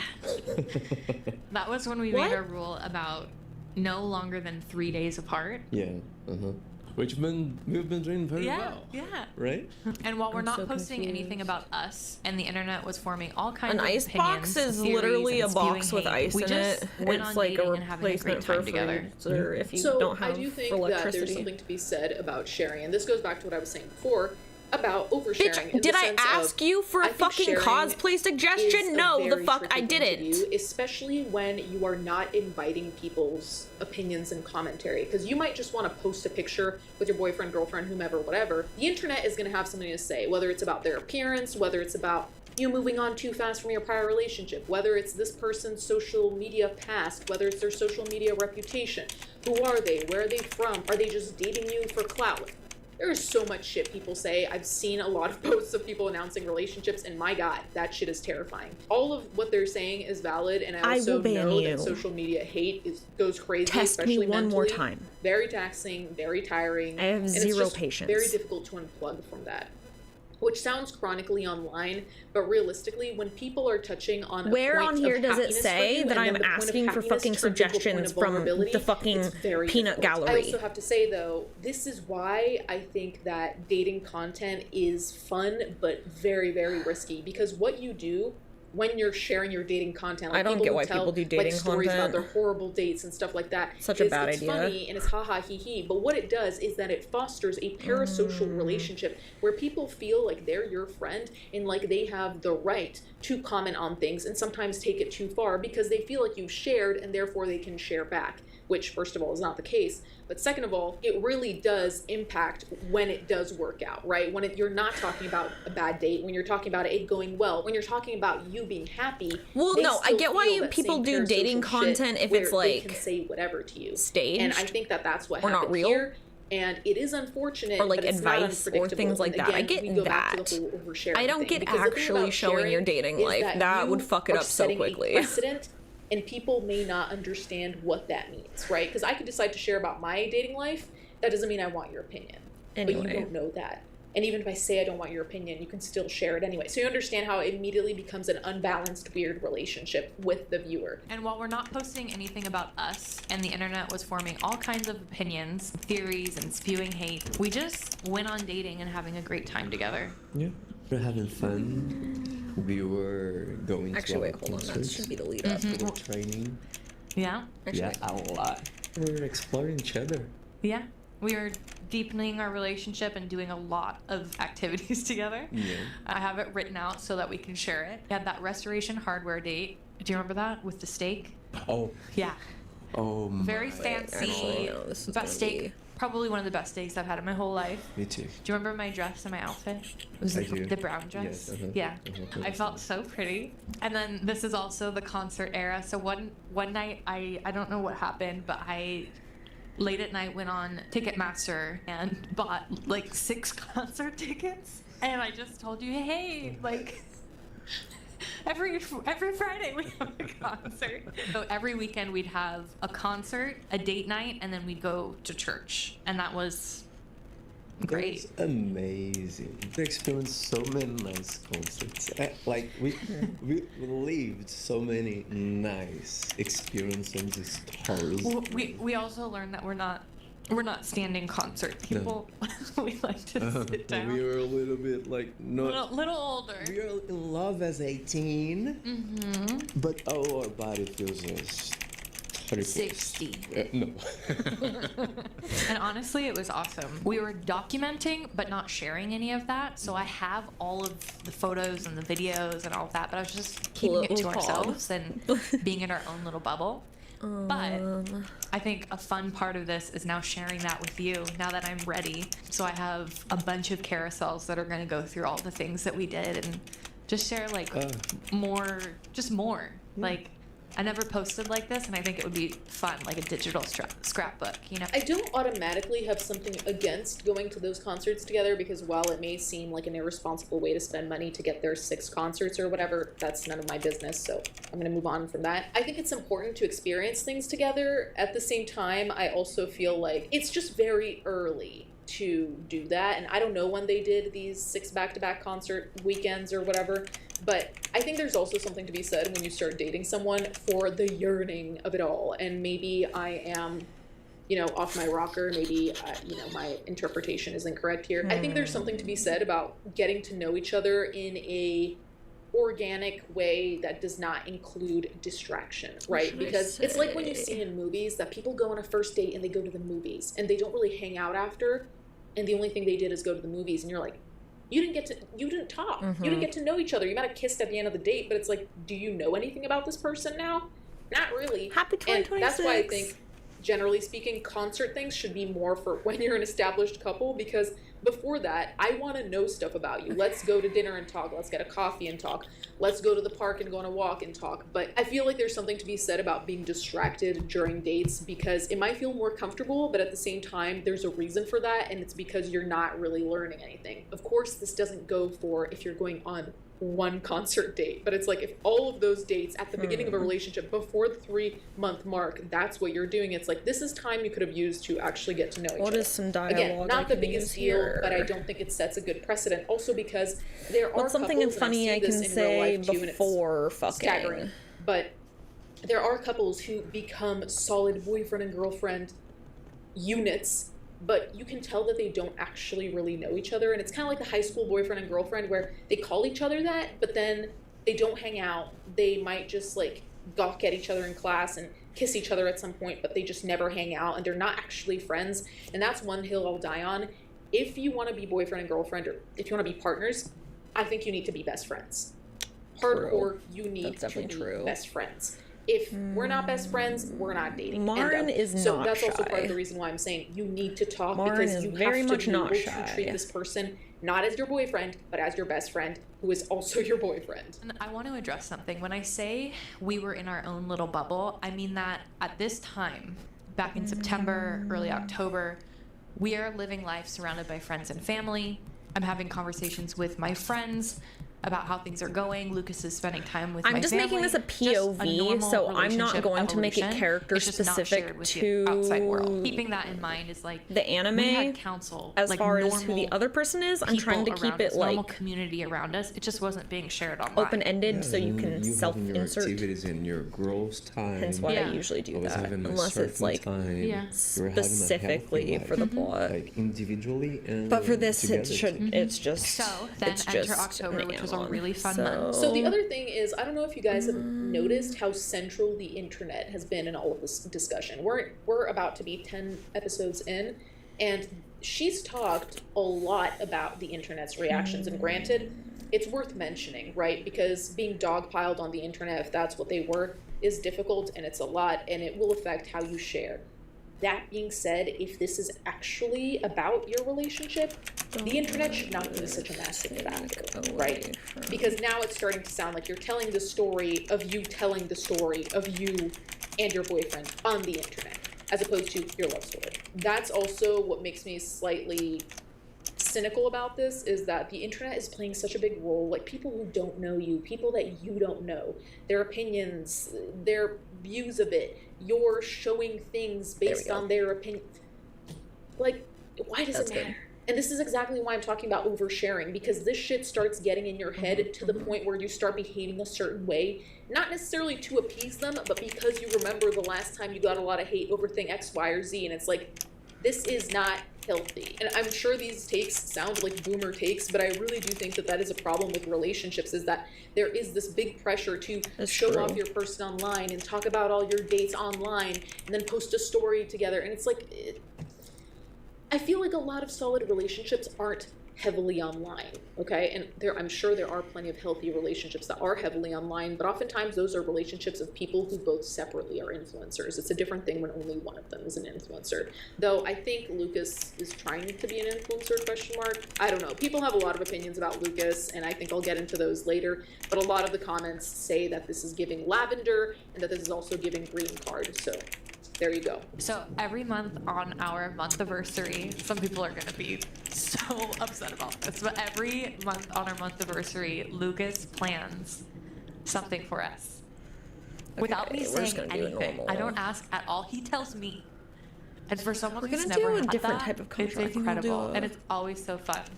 So this date, you took me to the Trident in Sausalito, and we got this huge surf and turf platter. So like this great big steak, lobster. There was almost no one in the restaurant except for the front, where there was a live band and just the cutest group of like elderly people enjoying the music. And they have these huge windows that overlook the bay, and it was just incredible. It was absolutely incredible. It was amazing. Like, that place was filled with so much joy and the happiness. Yeah. Do you remember the saying in Portuguese, have 4 months? I need to swap. Oh, I don't remember. Feliz 4 meses. 4 meses. Meses. I'm still learning. Whatever. Doing this first and then this. Okay, also in October, we did a couple's costume around Halloween time. Actually, it was technically in November, but we were Meg and Hercules, and I wanted to do the audio from the movie because I never do those types of things, but I'm like, I have to do it for the costume. And this man is such a champ. Like, it's never like, oh my God, can't we just, it's always just like the best attitude, and you have fun doing it. I do. I did. And I never did that before, but... Yeah. He was prepared to act. He thought that I wasn't going to take the audio. He wanted to memorize the lines and act out the scene. It was the sweetest thing. Yeah, baby. You were so happy doing that. Yeah. Yeah. It was good. Yeah. Yeah. So out of all those things that we did, what was your favorite? Mine is obvious. Mine was Disneyland. God, there. The most remarkable one was Disneyland. Because that was so intense. Like, in having fun. Like, we are there to have fun. Okay. You must be filled with responsibility, but having someone like you always ready to... Does the video take place on Christmas or New Year's? What? Sadness for humor and happiness. Yeah. When I'm stressed and when I see you... This is for next year. with your little voices, like, oh please, oh please, oh please. So Disneyland was. We'll do with this. Was like the best one. I don't know if we needed this much Camera information, setup. and I know we probably already knew that when we saw that this was like 20 parts or whatever, but a lot of this is a whole lot of nothing. Actually, it's a big fat nothing burger. You guys going to Disneyland, you guys enjoying your month-iversarys, like, this is not the stuff that matters, and I don't mean that in a mean way. It would be interesting if you told us what you did on every month-iversary, because sure, that could give people ideas of like what to do for a date or an anniversary, month-iversary, whatever. I think there's something to be said about childlike wonder when you find love or whatever the case may be. This just feels, like I said before, childish. Like you're doing these activities together and they sound flat. And I think that's what people have a problem with, because it's like, okay, so you went to this restaurant, you had this great surf and turf. We'll do those 5, yeah. And you had a conversation about what? Like, what makes this significant beyond it being a nice meal? You related, you bonded, you talked about past experiences. What happened to make this significant? Right, the same way with Disney. What made that significant? Because Disney in and of itself, yeah, that's cool. But it would be like me saying, hey, I went on a date and we had coffee. I really enjoyed it. It meant a lot to me. Toy. What about that meant a lot to you? What happened over coffee that meant something? What matters here? Why did it shift your opinion? Did it make you realize something? Like what? Like I feel like we're just getting very superficial information, which goes back to what I was saying before about it being childish. It's like, what about this is significant? If you told me that he opened up and he told you about his past dating life and it really hit you because you had similar things happen, whatever, that makes sense. But here it's like, what am I supposed to hang on to here? What is supposed to make me think, oh, that's so nice? And I realize I'm coming off as a hater, but if we're just analyzing this from the perspective of most people, because the reason why I'm talking about this, I don't know if I mentioned this prior, I probably should have. The reason I mentioned this is because people are calling her delusional and unhinged over all of this. So I came in not ready to call her the same things, but trying to understand why people are reacting that way. And when I look at her content, I have a few question marks myself. Do I think she's delusional and unhinged? I think that's a step too far. I think all of this is premature. I will say I think all of this is premature. I think all of this comes off as superficial. Whether it is or not is a different story. But it's flat. It's really flat. And I see why people think that. Does that mean she should be bullied? Does that mean they deserve hate? No, but it also means that new people year, won't new be sold content. on this, like at all. Through all of this, we definitely experienced how it would be to be together nonstop and why we work. And I think it's because of 2 main things. One is because you are so rooted in your faith and what it means to be gentle and kind and a serving man. And it makes me feel like I can be funny and silly and feminine, and it starts the cycle that we talk about often. Why do you think we work? Well, babe, you say that I'm what are my very good and I'm awesome, but I need to give credit whose credit is. Like, I've been in this Credit where credit is due. Yes. I'm still learning English, so I'm sorry. No, don't be don't apologize. Yeah, so I need to say, like, I have my mentor and you know about him very well. Just showed me, like, how a man should be. Of course, my dad showed me a lot. He's a great man. This man, my mentor, just like refined gold. He showed me, if I treat you as my treasure, you give me the treasure inside of you, which is your femininity, which is your vulnerability. We work because of this. Yeah. Because the cycle with us. Yes. I'm ready to serve you. Should I do another Q&A soon? I only have one on my playlist. Which is amazing. So. Some of this just feels like they're patting each other on the back, which is nice, but you could do it without filming. You could do it in private. And again, faith is brought up a lot here, which fair enough. You guys have faith, but a lot of this is superficial. Like a lot of this is, it feels like I'm just seeing the top layer of something and I'm not seeing anything under. And I think that that's what people are really hanging on to, because there's nothing here for me to even really comment on, because there is nothing here. It feels empty. It feels like they're analyzing a relationship from afar. It does not feel like they're talking about their own relationship. Does that make sense? It feels like they're looking at a case study as opposed to speaking to each other about each other. Also, there were a lot of comments. People were saying that she was kind of like coaching him or asking him questions that were leading him to an answer that she wanted. And she was basically an interviewer deciding how he was going to respond to things. And I can see that to an extent. I don't know to what extent. You guys can let me know what you think about that, because I've seen that a lot in the comment section. Then we head into the holidays and my birthday. November was actually a really great month. Before my birthday and the holidays, you actually had some family in town. So we did all these fun touristy things, which was really sweet. And we got what I call mom and dad photos, which are the photos that are so classic and things that you look at and you're like, I'm going to show my kids me and their father 15 years from now. Yeah. So we got a lot of those. Yeah. Then we head into my birthday week, which was incredible. So Lucas took me to Carmel, which was, you had been asking to take me since month 1. And I was like, oh, like too soon for that. And I was like, oh, I don't know about getting Charlie watched, which was true. But anyway, it ended up happening for my birthday a couple months later. Friday night, we went to this incredible Michelin dinner at, how do you say it? Chez Noir? Chez Noir. Something like that.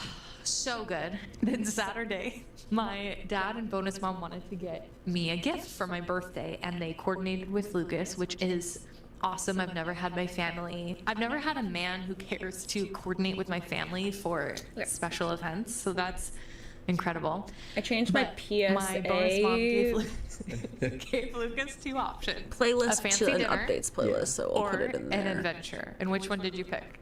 I think you know. You are watching us and you know exactly which one I picked. He picked the adventure, which isn't in every instance the wrong choice. I just want to clarify that. It was really, really fun. It's amazing. She loved it. But I have told him I really like surprises, which I do, but I was getting a little stressed in the morning because I didn't know what it was, and I'm like, I don't want to wear something nice and get it wet or dirty. So it ended up being... There is a lot to unpack here. So it's interesting to me that when you actually just objectively look at this relationship, the progression is very quick, because even the concept of going away with a boyfriend or girlfriend within a month or less of being together is wild, especially if you don't know someone. You don't know who you're going away with. It's already taking a risk, technically, if you want to go there. It's already taking a risk having them sleep over, right? Because you don't really necessarily know who you're dealing with. But the concept of going away, I feel like that's the only thing established couples do. And granted, you can live by your own rules. You are your own couple, so you decide. But I do think a lot of this is rushed. And I think a lot of this comes down to, and this will sound really mean, but being in love with the idea of being in love. And I've known quite a few people who fit in this category where they are enamored, just bedazzled by the idea of being in love, to the point where they will project that onto any relationship, whether it's love or not. I'm not saying that's what's going on here, but certainly it could be what's going on here. I also will say, I would feel very uncomfy with a person that I've only known for 3 months to be saying my future husband and things like pictures that we'd show our kids. You need to talk to your partner, not just about the haha, he, let's go to concerts, let's go on dates. If you actually think that you are going to be partners long term, there's a to the few point where you're updates going to be married, already. you need to know where the less fun things are. You need to know where your partner always loses their phone in the house, that they always leave their phone on a shelf that nobody ever looks at, so you guys waste time looking for the phone because he always leaves it on that shelf. You have to know aim for where 10 his minutes. documents are. You have to know what kind of gas his car takes. All these things, I don't know if you know them. And granted, you don't have to know them right now because it's 3 months. But if you are going to throw out this shit about future husband, children, whatever, you understand that it sounds ridiculous when it's like, do you know all of his relatives' names? If you're doing this marriage thing, do you know what that entails? Do you know where he'd want to get married? Do you know what religion your children would be? Would you get married in a church? And all of these things sound like crazy things for me to ask, right? But they are completely realistic things to ask when you're saying that this is your future husband, whatever. With anyone I've wanted to marry, these are conversations we had before I announced to the world, you know what, this is my future husband. And realistically, if you spend time with someone, those conversations will by the way, I don't know if you guys saw, let me link you really fast, but I posted Here, it sounds one like of they're just the saying calendars shit that they want to say, because it sounds good, because it sounds good on my to be website, right? The comments on this one are interesting too, because someone commented, I don't know who's love bombing who at this point. Someone else said she's in love with the thought of being in love, which I agree with. Someone said both are red flags. So it's very, very clear that whatever is going on here is not necessarily, well, it's not healthy. Throw out the necessarily. I didn't know what it was, and I'm like, I don't want to like wear something nice and like get it wet or dirty. So it ended up being kayaking. When I tell you, these videos were so funny because it's not like I have the I watched them the other night. It's so funny. It was so involved. We had to get fully outfitted. I'm gonna post the other planners soon as well. But I wore the swimsuit underneath, and then it's like full pants, full jacket, life vest. You have an oar, which I was expecting the oar, and our guide was like, "Okay, so you're gonna walk into the water about waist deep to get in the kayak," and I'm like, "Okay, so what's the likelihood that I can sit in the back of the kayak after going ankle deep and he can pull me in?" And they're like, "Highly likely." So that's what we did. That's what we did. I paddled just 4 miles against the water current. Against the current, and I relaxed. Yeah. Which you loved. I loved because I was willing to work out. Yes. So it was awesome. It was really good. Yeah, it was an experience. And you know what I say is it was very smart, because what better premarital test than putting 2 people in a kayak and seeing how that goes. Yeah. And we got back, and you had booked us the sweetest hotel that had a view of the beach and Carmel, and it had the most beautiful sunsets. Oh my but it also god, had a little pool and hot vacation. tub, Like, that doesn't... and it was very cold.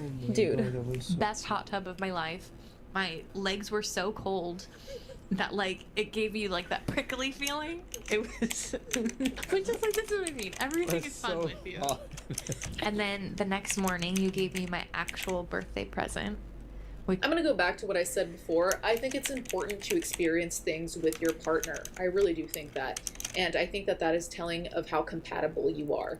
That being said, when I say experiencing things, I don't only mean like traumatic shit like I brought up earlier, like heavy shit, but I mean experiencing things like traveling together, like getting on a plane together and all of that. I think that is a bigger experience in terms of how telling it is of how compatible you are, as opposed to fun dates. And it's important to go on fun dates. I'm not shitting on that at all, but it's the question of how much will you learn on these fun dates? Because realistically and unfortunately, hardship is a big part of your education in terms of your partner, right? That's why I was going back earlier and saying them discussing prior relationships or difficulties they've had in life, all of those like difficult to discuss moments, those are very telling about who you're dealing with. Going on a canoe or whatever it is that they were doing, it's fun, but again, a lot of these things sound like distractions, because how much of this time are you actually having meaningful conversations versus how much of this time are you just having fun? Which, if you're just having fun, by the way, that's normal when you're 3 months in. What's not normal when you're 3 months in is this really heavy expectation of marriage and children and our grandchildren and whatever. Like, it's a lot. And again, you can do things by your own rules, but this does seem like you dived in head first. And you know what happens when you dive in head first? You smash your head at the bottom of the pool and you start bleeding, and then you get out and you have to go to the hospital. I don't know why I went all that way, but I did see someone do that once. To be fair, I think a lot of the people watching this couple are laughing at them. Most of what I've seen from people watching this is a lot of people that are like, it's so pretty. Hey, so girl, we're kind of worried about you because this guy is like low-key giving love bombing, and you seem like really naive, and we're like concerned about your safety and well-being because you seem to be getting into this relationship really fucking quickly, and it doesn't seem like you have a lot of experience to tell when it's like not healthy. What I want and see. So I said I would love for you to get me jewelry because I would love building a collection of jewelry from my husband. Yeah. So that 10 years from now I have... The stream is horrible, then leave. It's like a special little thing. And I was very specific that I want it to be no one's holding you at gunpoint to be here, my guy. And simple. I don't want a big heart necklace. Sunday morning. And he's like, are you ready for your present? And I wasn't sure if you were going to get me anything because you're doing this whole weekend. So I was such a happy girl, and you took out the box. Yeah, it's just gonna be me sitting at my desk the talking. first thing I said was, did Shay help you with this? She didn't believe in me. Because it was so good. Okay, so It was, you planning. nailed it. Okay, We're so that was planning Saturday, this and then Sunday we did some on light shopping in the morning. I today. got my Coach bag, which I love, and then neither of us had ever been to Pebble Beach, which is one of the prettiest places in the world. Yeah. So we went there. We had a meal, which was nice. Such a good meal, but the view was so good. The big waves just So I'll breaking on probably the post rocks this. and the beautiful grass. Let's see, if I film the this kids one- running around, the family is there, the old couple behind us. I can probably film this one tomorrow. A lot of this happens actually. to be about stuff. And Maybe again, I'll film it Tuesday. there's nothing wrong with having fun, I'll probably film going it Tuesday. on weekend trips That'll be together, my Tuesday him filming getting while I you a plan birthday stuff, gift, planning but a and, lot of this and shit filming Tuesday. really is Yeah, okay. superficial. And I think what they're trying to do is to make it sound deep. When she said that she wanted to have a collection of jewelry that her husband built for her, essentially,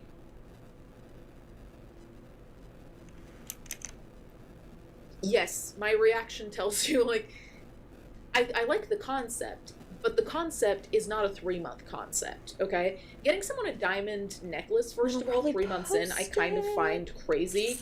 But again, if it's dainty, I don't know what it looks like, whatever, right? But still, jewelry is a very big commitment, kind of regardless of what it is, especially if it includes diamonds. It's one thing if you're getting a necklace Chat, or when a should I bracelet, post the but with YouTube video? diamonds, I feel like that's a bigger statement. So much of this stuff is feeling good in the moment as opposed to building. Like, I don't see any of this as building anything. They're just sharing moments to I'm gonna need, no like, a few end. days And I know to that edit. sounds really judgmental and mean, but none of this rings as there is depth, there is meaning, these are cherished memories. It sounds very much I film like, it oh, we went away for the Tuesday, weekend, and I'm it was great 'cause I filming got the my Coach rest of bag, the and then I got a days. diamond necklace, and I'm sure it means more to her than that, but the way that they're describing things here is, okay, like, that's nice, and I'm happy for you, but either you think we'll aim commit to to post saying this that this is a 3-month 13th. relationship and you treat it as such, or you commit to, I suppose, saying that this is your we'll future post it on husband, the and then 13th. you talk about things more in depth and about the meaning. Because realistically, you can live your relationships however you want, but I am convinced It'll that a be closer lasting to halfway marriage through the month, has so it'll to be have closer to when meaning. my Because break when shit ends. gets ugly, when shit gets uncomfortable, you will not be able to look at your diamond necklace and be like, wow, pretty, we're good. No. You need to remember who the person that you're married to is and what they mean to you, and that will get you through shit. Gives me a Your week diamond to necklace edit or and thinking about a re-edit weekend when you everything. were 3 months in. Yeah. I don't know what the Wednesday fuck could that's also gonna be do a good for day. you long term, really. Then we had Actually, my maybe we friend's will birthday do party at my house, meaning all my friends come over for my 14th. birthday, which was so fun. I just wanted it to be casual. We got pizza and wings. Wednesday does feel like a and good had day to post old-fashions stuff. and did just a little bit of karaoke, which was Yeah, it'll be like And halfway then the next day through. you came home with me to do Thanksgiving prep. I have We start prepping content. food, which was so. So I have intimate a and video special. queued up for Lucas this has already come weekend home meet and my family, next but, like, it weekend. was just So the then four the of weekend us. following Me, that my will be dad, like new and my bonus mom and content. you in the kitchen. I don't know. I feel like that's such a. So the rite of 18th I'll have passage as a- Very special. new day. content, And I think so I this need is to a thing that we film. match a lot. We are very family people. Mm-hmm. I need to figure out the secondary content. I'm going to be filming so much content this week, so I need to figure out the second And it was so thing I'm sweet, the way filming. that you mentioned how my dad hugged you. Yeah, he hugged me. What was that like? He hugged me and he put his head. What is the He put cosplay his for head this way. month that I'm filming? And I felt like, oh my god, I love him too. Oh, that was sweet. Because we've gotten together with my family a few times, Yeah, and so 15. just building that relationship. No, that's a super open I will think on that guy, more. and he's I will think on that vulnerable and longer. he's Focusing on one thing at a interested to make time. Connections. Yeah. And your bonus mom, I love her. Then the next day was Thanksgiving, and you met my cousins and a family friend, and it was just, we had the best day. I'll do that later. Oh, and my cousin, after Figure that just out a few later, hours of blah, meeting blah, you, blah, but we will you went do- out for a walk with a couple of people there, Sit and down me and my cousin were in the chat. kitchen. She was just raving about how great you were. Update I don't know if I told you video. Yeah, you mentioned it, but Okay. she's great. Like your whole family. I need to say this. Now, this is actually something I can get behind. Now, having a first holiday with the family, especially Thanksgiving, and getting to, I know that he had already met the parents, but getting to know the rest of the family and sharing Thanksgiving with the family, which is a very intimate thing. Any holiday with a family is an intimate thing. Now, this is what I'm few talking B-roll about shots. with meaningful and with depth. As much as I think everything else has been rather superficial because of how it was described, I don't know if it actually was superficial. Cleaning up the room a little. This makes more sense. If all of these episodes were packed with meaningful moments like this, where it's like meeting family or doing something with family, spending the holidays with family, yeah, I get now why you would think even about marriage. Not necessarily talk about it and talk about having children, but whatever about that. But this makes more sense. This is more coherent with the message she's trying to send. So on this one, I have no notes. I need to say this. Seeing who you are, I can totally see your background. And Actually, no, when I I will leave was this now. there, seeing your background, it totally makes sense. Like how grateful you are, how kind you are. You're always ready to give to people. This is your background. This is your family. This is what your dad is. Intro And this will is how they be- treat me. Yeah. So that was Still Thursday Thanksgiving, on and then it was my Friday. break. Friday night is what? Couples night. It's so cute. He calls it couples night. Couples night. We call it date night. If you are dating, Friday night to couples night, okay? Okay, you heard it here first. We had the cutest little date at Santa Cruz Beach Boardwalk, this is not an ad or a plug, but they have Winter Wonderland, so it's decorated for the holidays, and from 5 to 7 there's $2 rides, so it's just so fun. We did rides and we did the arcade after. We won 15 tickets, or maybe it was 30, but it wasn't even enough No, to get a 75. bouncy. Oh, but it's still we still couldn't get a bouncy ball. But I would like to return to that day. And speaking about the roller coaster. Oh gosh, okay. Go ahead, honey. Or the Giant Dipper, it's the 4th oldest roller coaster in California, or the country, in the U.S. Yeah, it was very like, we went to this roller coaster in Disneyland, which was awesome. I hated it. She hated The Incredicoaster. I just don't like actual big roller coasters. And it's fabulous because That's this literally the one best in Santa fucking Cruz, ride. It's not an easy one. That's literally the best ride at Disney World. Very, like, What the rickety. fuck is I wrong thought with you? was gonna Oh, I break don't my like the neck. Incredicoaster. It like makes you actually do an 90 degrees, so- actual loop. I was trying It's to like be, an like, actual loosey-goosey roller so coaster. that Oh it my wouldn't god, break that's so something. I scary. tried to hold my neck on the And there was one Get part on where the we Little turned Mermaid, and I went then. like this, and I hit Yes. him right in the eye, and I'm like, oh, his glasses are broken. Fuck for outta sure. here. God. Thank God they weren't. And I guess It's the literally last the thing best is we ride. hosted dinner for my friends the last day of the month, and for me, it's just I so go on cool that seeing bitch, you like, make friends with my friends. It's just like the integration 10 times in the of span our of being lives, at and Disney. That's specifically how the best you have ride. integrated into mine is so special to me. Other. And Actually, again, no, that's not the I need to say- scariest ride. So I think The it's scariest time ride that is I Goofy's actually Flying say School. Fuck that something shit. That about shit is gonna him, kill you. because a Oh lot my of people god. have opinions about him in terms of like I said, people were saying they think this is a lavender Anyway. relationship. I Not do to get not too like distracted, him, but like that's a just to be clear, ridiculous in case there take. was What the any fuck is room wrong for with you? doubt. That says I actually everything don't know if about I was them. clear about that. I don't like him. I don't buy anything he's saying. Yeah, no, I and also actually he is think full of she shit. Like, really I get why all of her believes in this, and I followers think are he like, doesn't, hey, and we're he's kind of playing worried about along, you, queen. To be honest, something about him is so fake seeming to me. Like, it doesn't seem like he's actually invested in anything he's saying. It almost seems like he's playing a part. And maybe that's just me misreading him. Maybe he's the most genuine person on earth and I'm incorrect.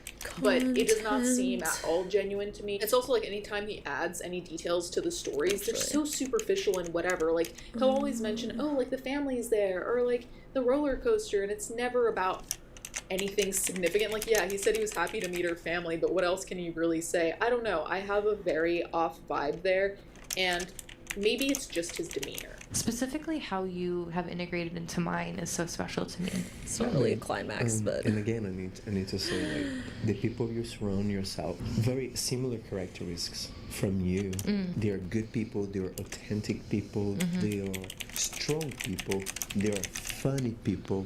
Your whole community, including your family, exhale this good emotions and like, you know, good How people. can I You know, spell true bashing people. right now? You know, when you see someone like very authentic and you feel good in their presence. This is how I feel with your friends. Thank you, honey. And so that leads us here, about to head into Christmas and New Year's and the holidays. And some really exciting other things. A lot of other things are coming. But I want to go one level deeper. It seems like she's kind of pushing him to say shit. And granted, that's kind of what this docu-series is, but I don't know. I really can't shake the feeling that this man is straight up bullshitting. I can totally see him being a con man. Everything he's saying just sounds so scripted and so easy. It's like, I could say the same shit he's saying and I don't know Danielle. Like, I could be like, oh, your family is so great and I felt such a bond and I really love them and I can tell that you're so authentic because of how they raised you. Girl, that we've seen that. Basically every Hallmark movie has a moment like this, and there's a reason it's a Hallmark movie and it's not Hollywood, okay? Because we've heard it all before. It's the same old plot. It's the same shit. We know. We already know. It's almost like this. I think the next one I'm gonna do is a Q&A. And I really don't understand how it is that she's buying this, but also I don't understand how it is that any of this makes her feel fulfilled. Granted, now I am being a hater, but this guy just seems kind of like a nothing burger, honestly. Like, I don't see anything. And granted, that's just my opinion, but I think we've all viewed videos of people, whether it's on TikTok or YouTube, where it's a couple, and you can really tell they're a couple. You can really tell they're best friends. You can really tell that they've been through stuff together. You can really tell that they have chemistry, that they bond. I don't see chemistry here.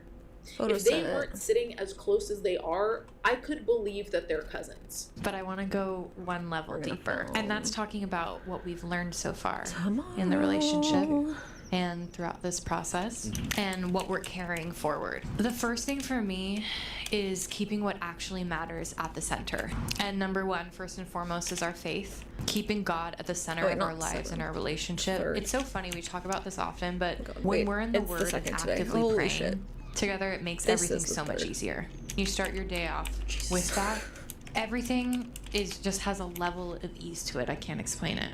What I would say, it's like if you start your day with good thoughts and positive thoughts about yourself, about your future. These are God thoughts. Change our whole day. These are God thoughts. God makes a way and is a help that nothing else can match. They might have schizophrenia. First and foremost. The other big one that we've learned over the last few months is the concept again here of God being brought up. It's whatever. Here it sounds a little bit more realistic than earlier, where she felt God's presence to some extent because he was nice to her about her social media. This is different from that because this is talking about their faith and the rituals that they engage in for their faith, like praying in the morning or whatever else. So I have no real good commentary. I think this actually counts as one of the deeper things they do together because that is a big part of, if you're religious, that is a big part of your life. So this actually, I think, is a positive thing because it shows something that's more than just surface level, which a lot of this stuff sounded like before. It's funny, though, because she talks about religion in a very different way than he does. He often sounds like vibes type guy, whereas she sounds like actually religion. And both of those are fine, but they're different. So that's also interesting. Maybe they have a different interpretation, just something I noticed. Is our conflict resolution styles. I've never been in a relationship where I can express my needs and not have to justify why they logically make sense and then have to sell someone on why they should be better to me. So conflict, even if it's just a little thing that needs to be ironed out, feels big to me. And there's part of me that's bringing forward anxious tendencies, like thinking everything is going to fall apart if we have a disagreement or crying. And I'm working on that. Like, how can we find peace and not put weight over you? I need to come up with some more inspiration, honestly. We're searching for resolutions. Do you want to share about your conflict resolution style? Well, in the past month, if you were in the bad emotion, it was really hard for me to hold that bad emotion and bring a positive one to overcome the bad emotion. And what I've been learning and with you, and I'm able to apply this, it's like, in any situation, how 50 are total we going to find the peace? for each set. Truly learn. I'm doing 3 photo sets. It's like, I'm gonna try to limit how many are in each. Never go away. Stay and let's figure it out. And which you're not used to. Which wasn't used to. Like if something just bothered me, I would say, okay, let's solve this. I'm going. And the type of partnerships that you had before, There's already, I already filled out the like, hey, color let's palette. fight for us. And this is so important.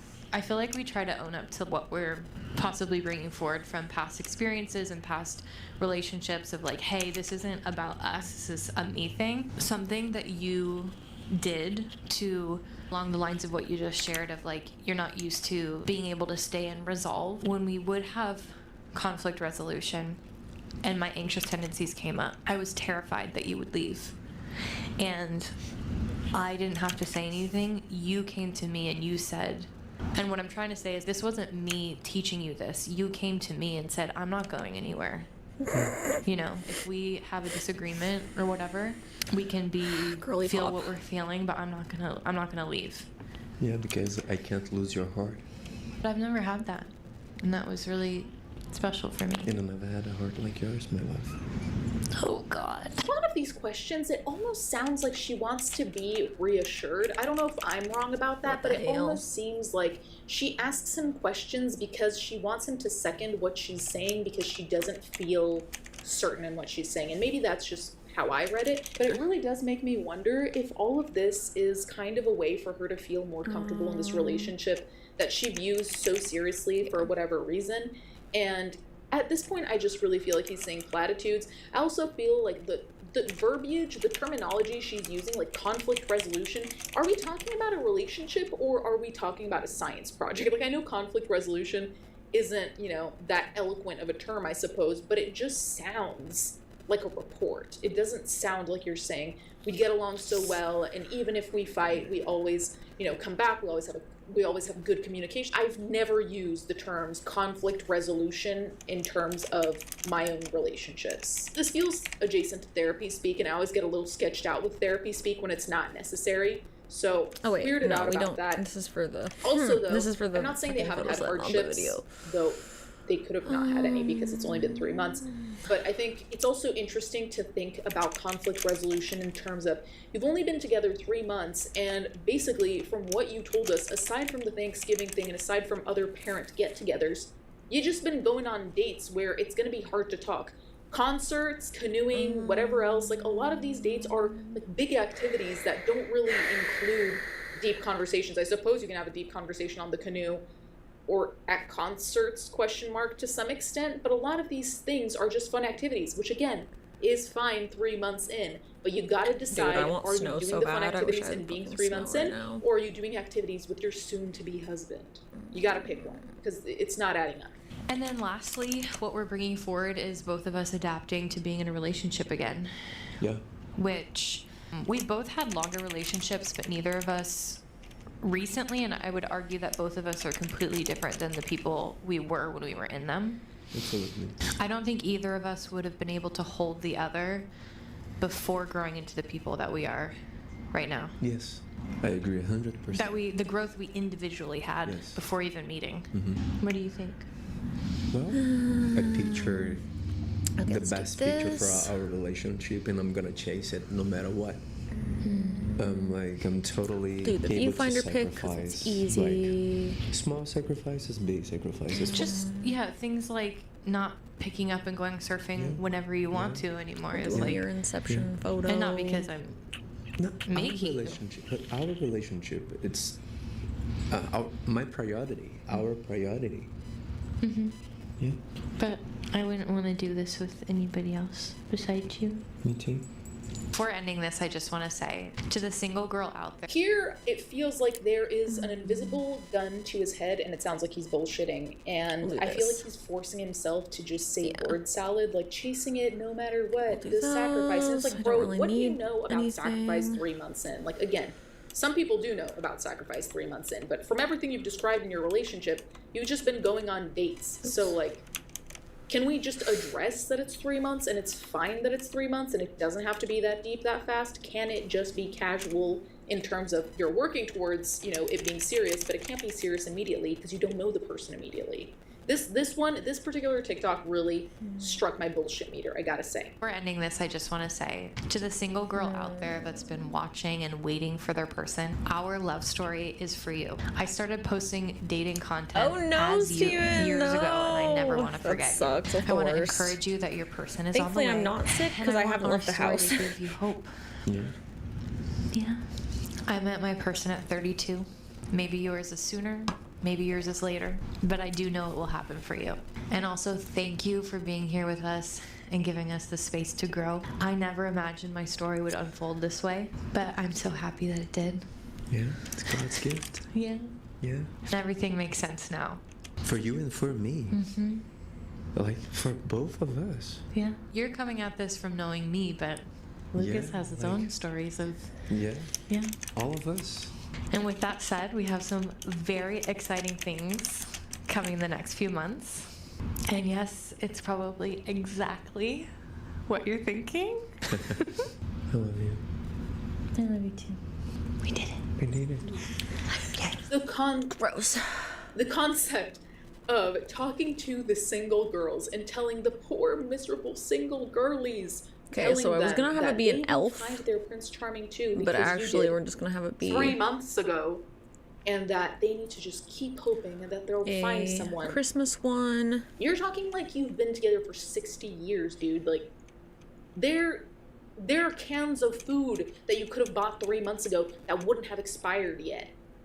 Like, that is how new your relationship is. Like, you're barely at an expiration date for certain things. Like, this around. Is crazy so business. This is crazy work. I don't... Casual photo This is why set. sometimes I think it's satirical, because I'm like, I don't know how you say that with a straight face. Christmas Like, morning can you imagine if I picked up a hobby today and tomorrow was like, to you guys who are trying to learn origami, I know you'll be able to learn it. You just need to believe, and maybe one day you'll be able to do origami too. It's like, bitch, you started yesterday. Like, what are you talking about?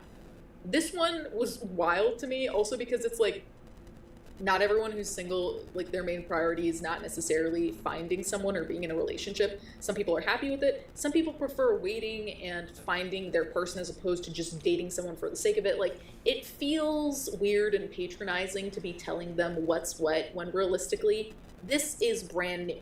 And some of this stuff is not even something I would have said when I was still married. Like, before my husband passed away, we'd basically been together for a decade, and I still would not come out here and say, to you guys who are single, let me tell you the wisdom I have that you don't have, because I've been taken. I'm in a relationship for 3 months, but you're single. You're very single, very alone even. Like, what are you talking about? Anyway, you guys can let me know what you think in the comments down below. This has honestly depleted my energy it's already 1:30. Holy shit. in a way that I cannot fathom. My brain also feels melty, so I'm gonna go. Let me know what you guys think. Thank you guys so much for watching. Thank you to my patrons as always. Maybe a dinner date POV. God damn. Time went by way too fast.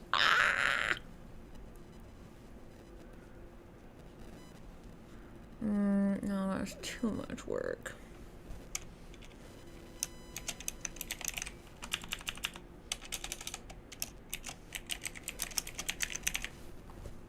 I'll just do casual striptease. This update video.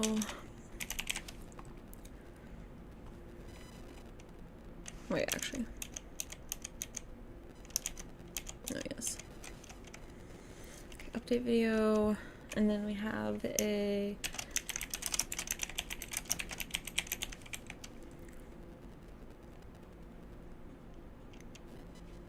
Maybe? We'll see. Actually, no.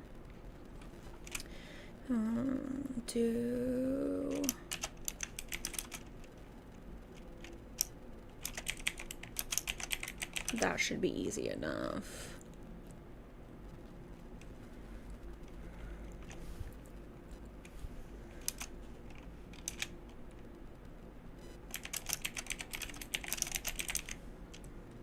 That works.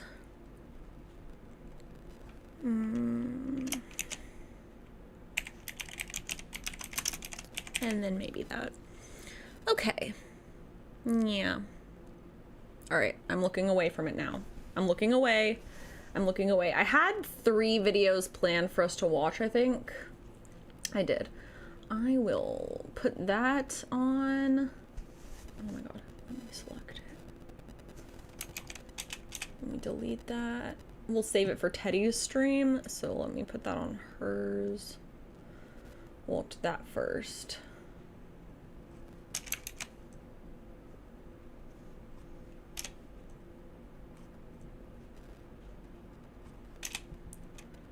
Okay. Yeah, watch it on hers first. Okay, chat. And back here. So, we got a lot planned. Didn't get everything finished. I have a lot of stuff to still do. I'm just behind on everything. We might plan a little more on Twitch. We'll find out. But when we're done planning stuff, we will play some Animal Crossing. All right? Yes. Yes. All right.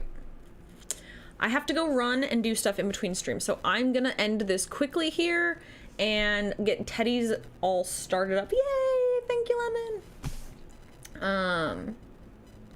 I know I'm always in a state of behind, so we gotta fix that. So that's why we'll probably be doing more on Twitch later, but it's okay. Thank you, Peterman. All right, yeah. So I'm gonna go enjoy the Teddy intro. Teddy will be working on drawing some shit.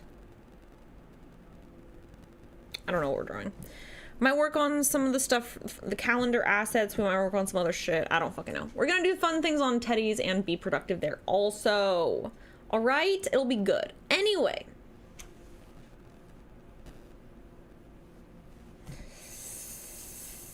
That would be nice. That would be nice. Okay. Enjoy the outro. I will see you later on Twitch. Twitch is at 5:30 and Teddy's stream will be in about 30 minutes. So the intro screen's gonna go on for a little while. So be patient. All right. Bye. See you later.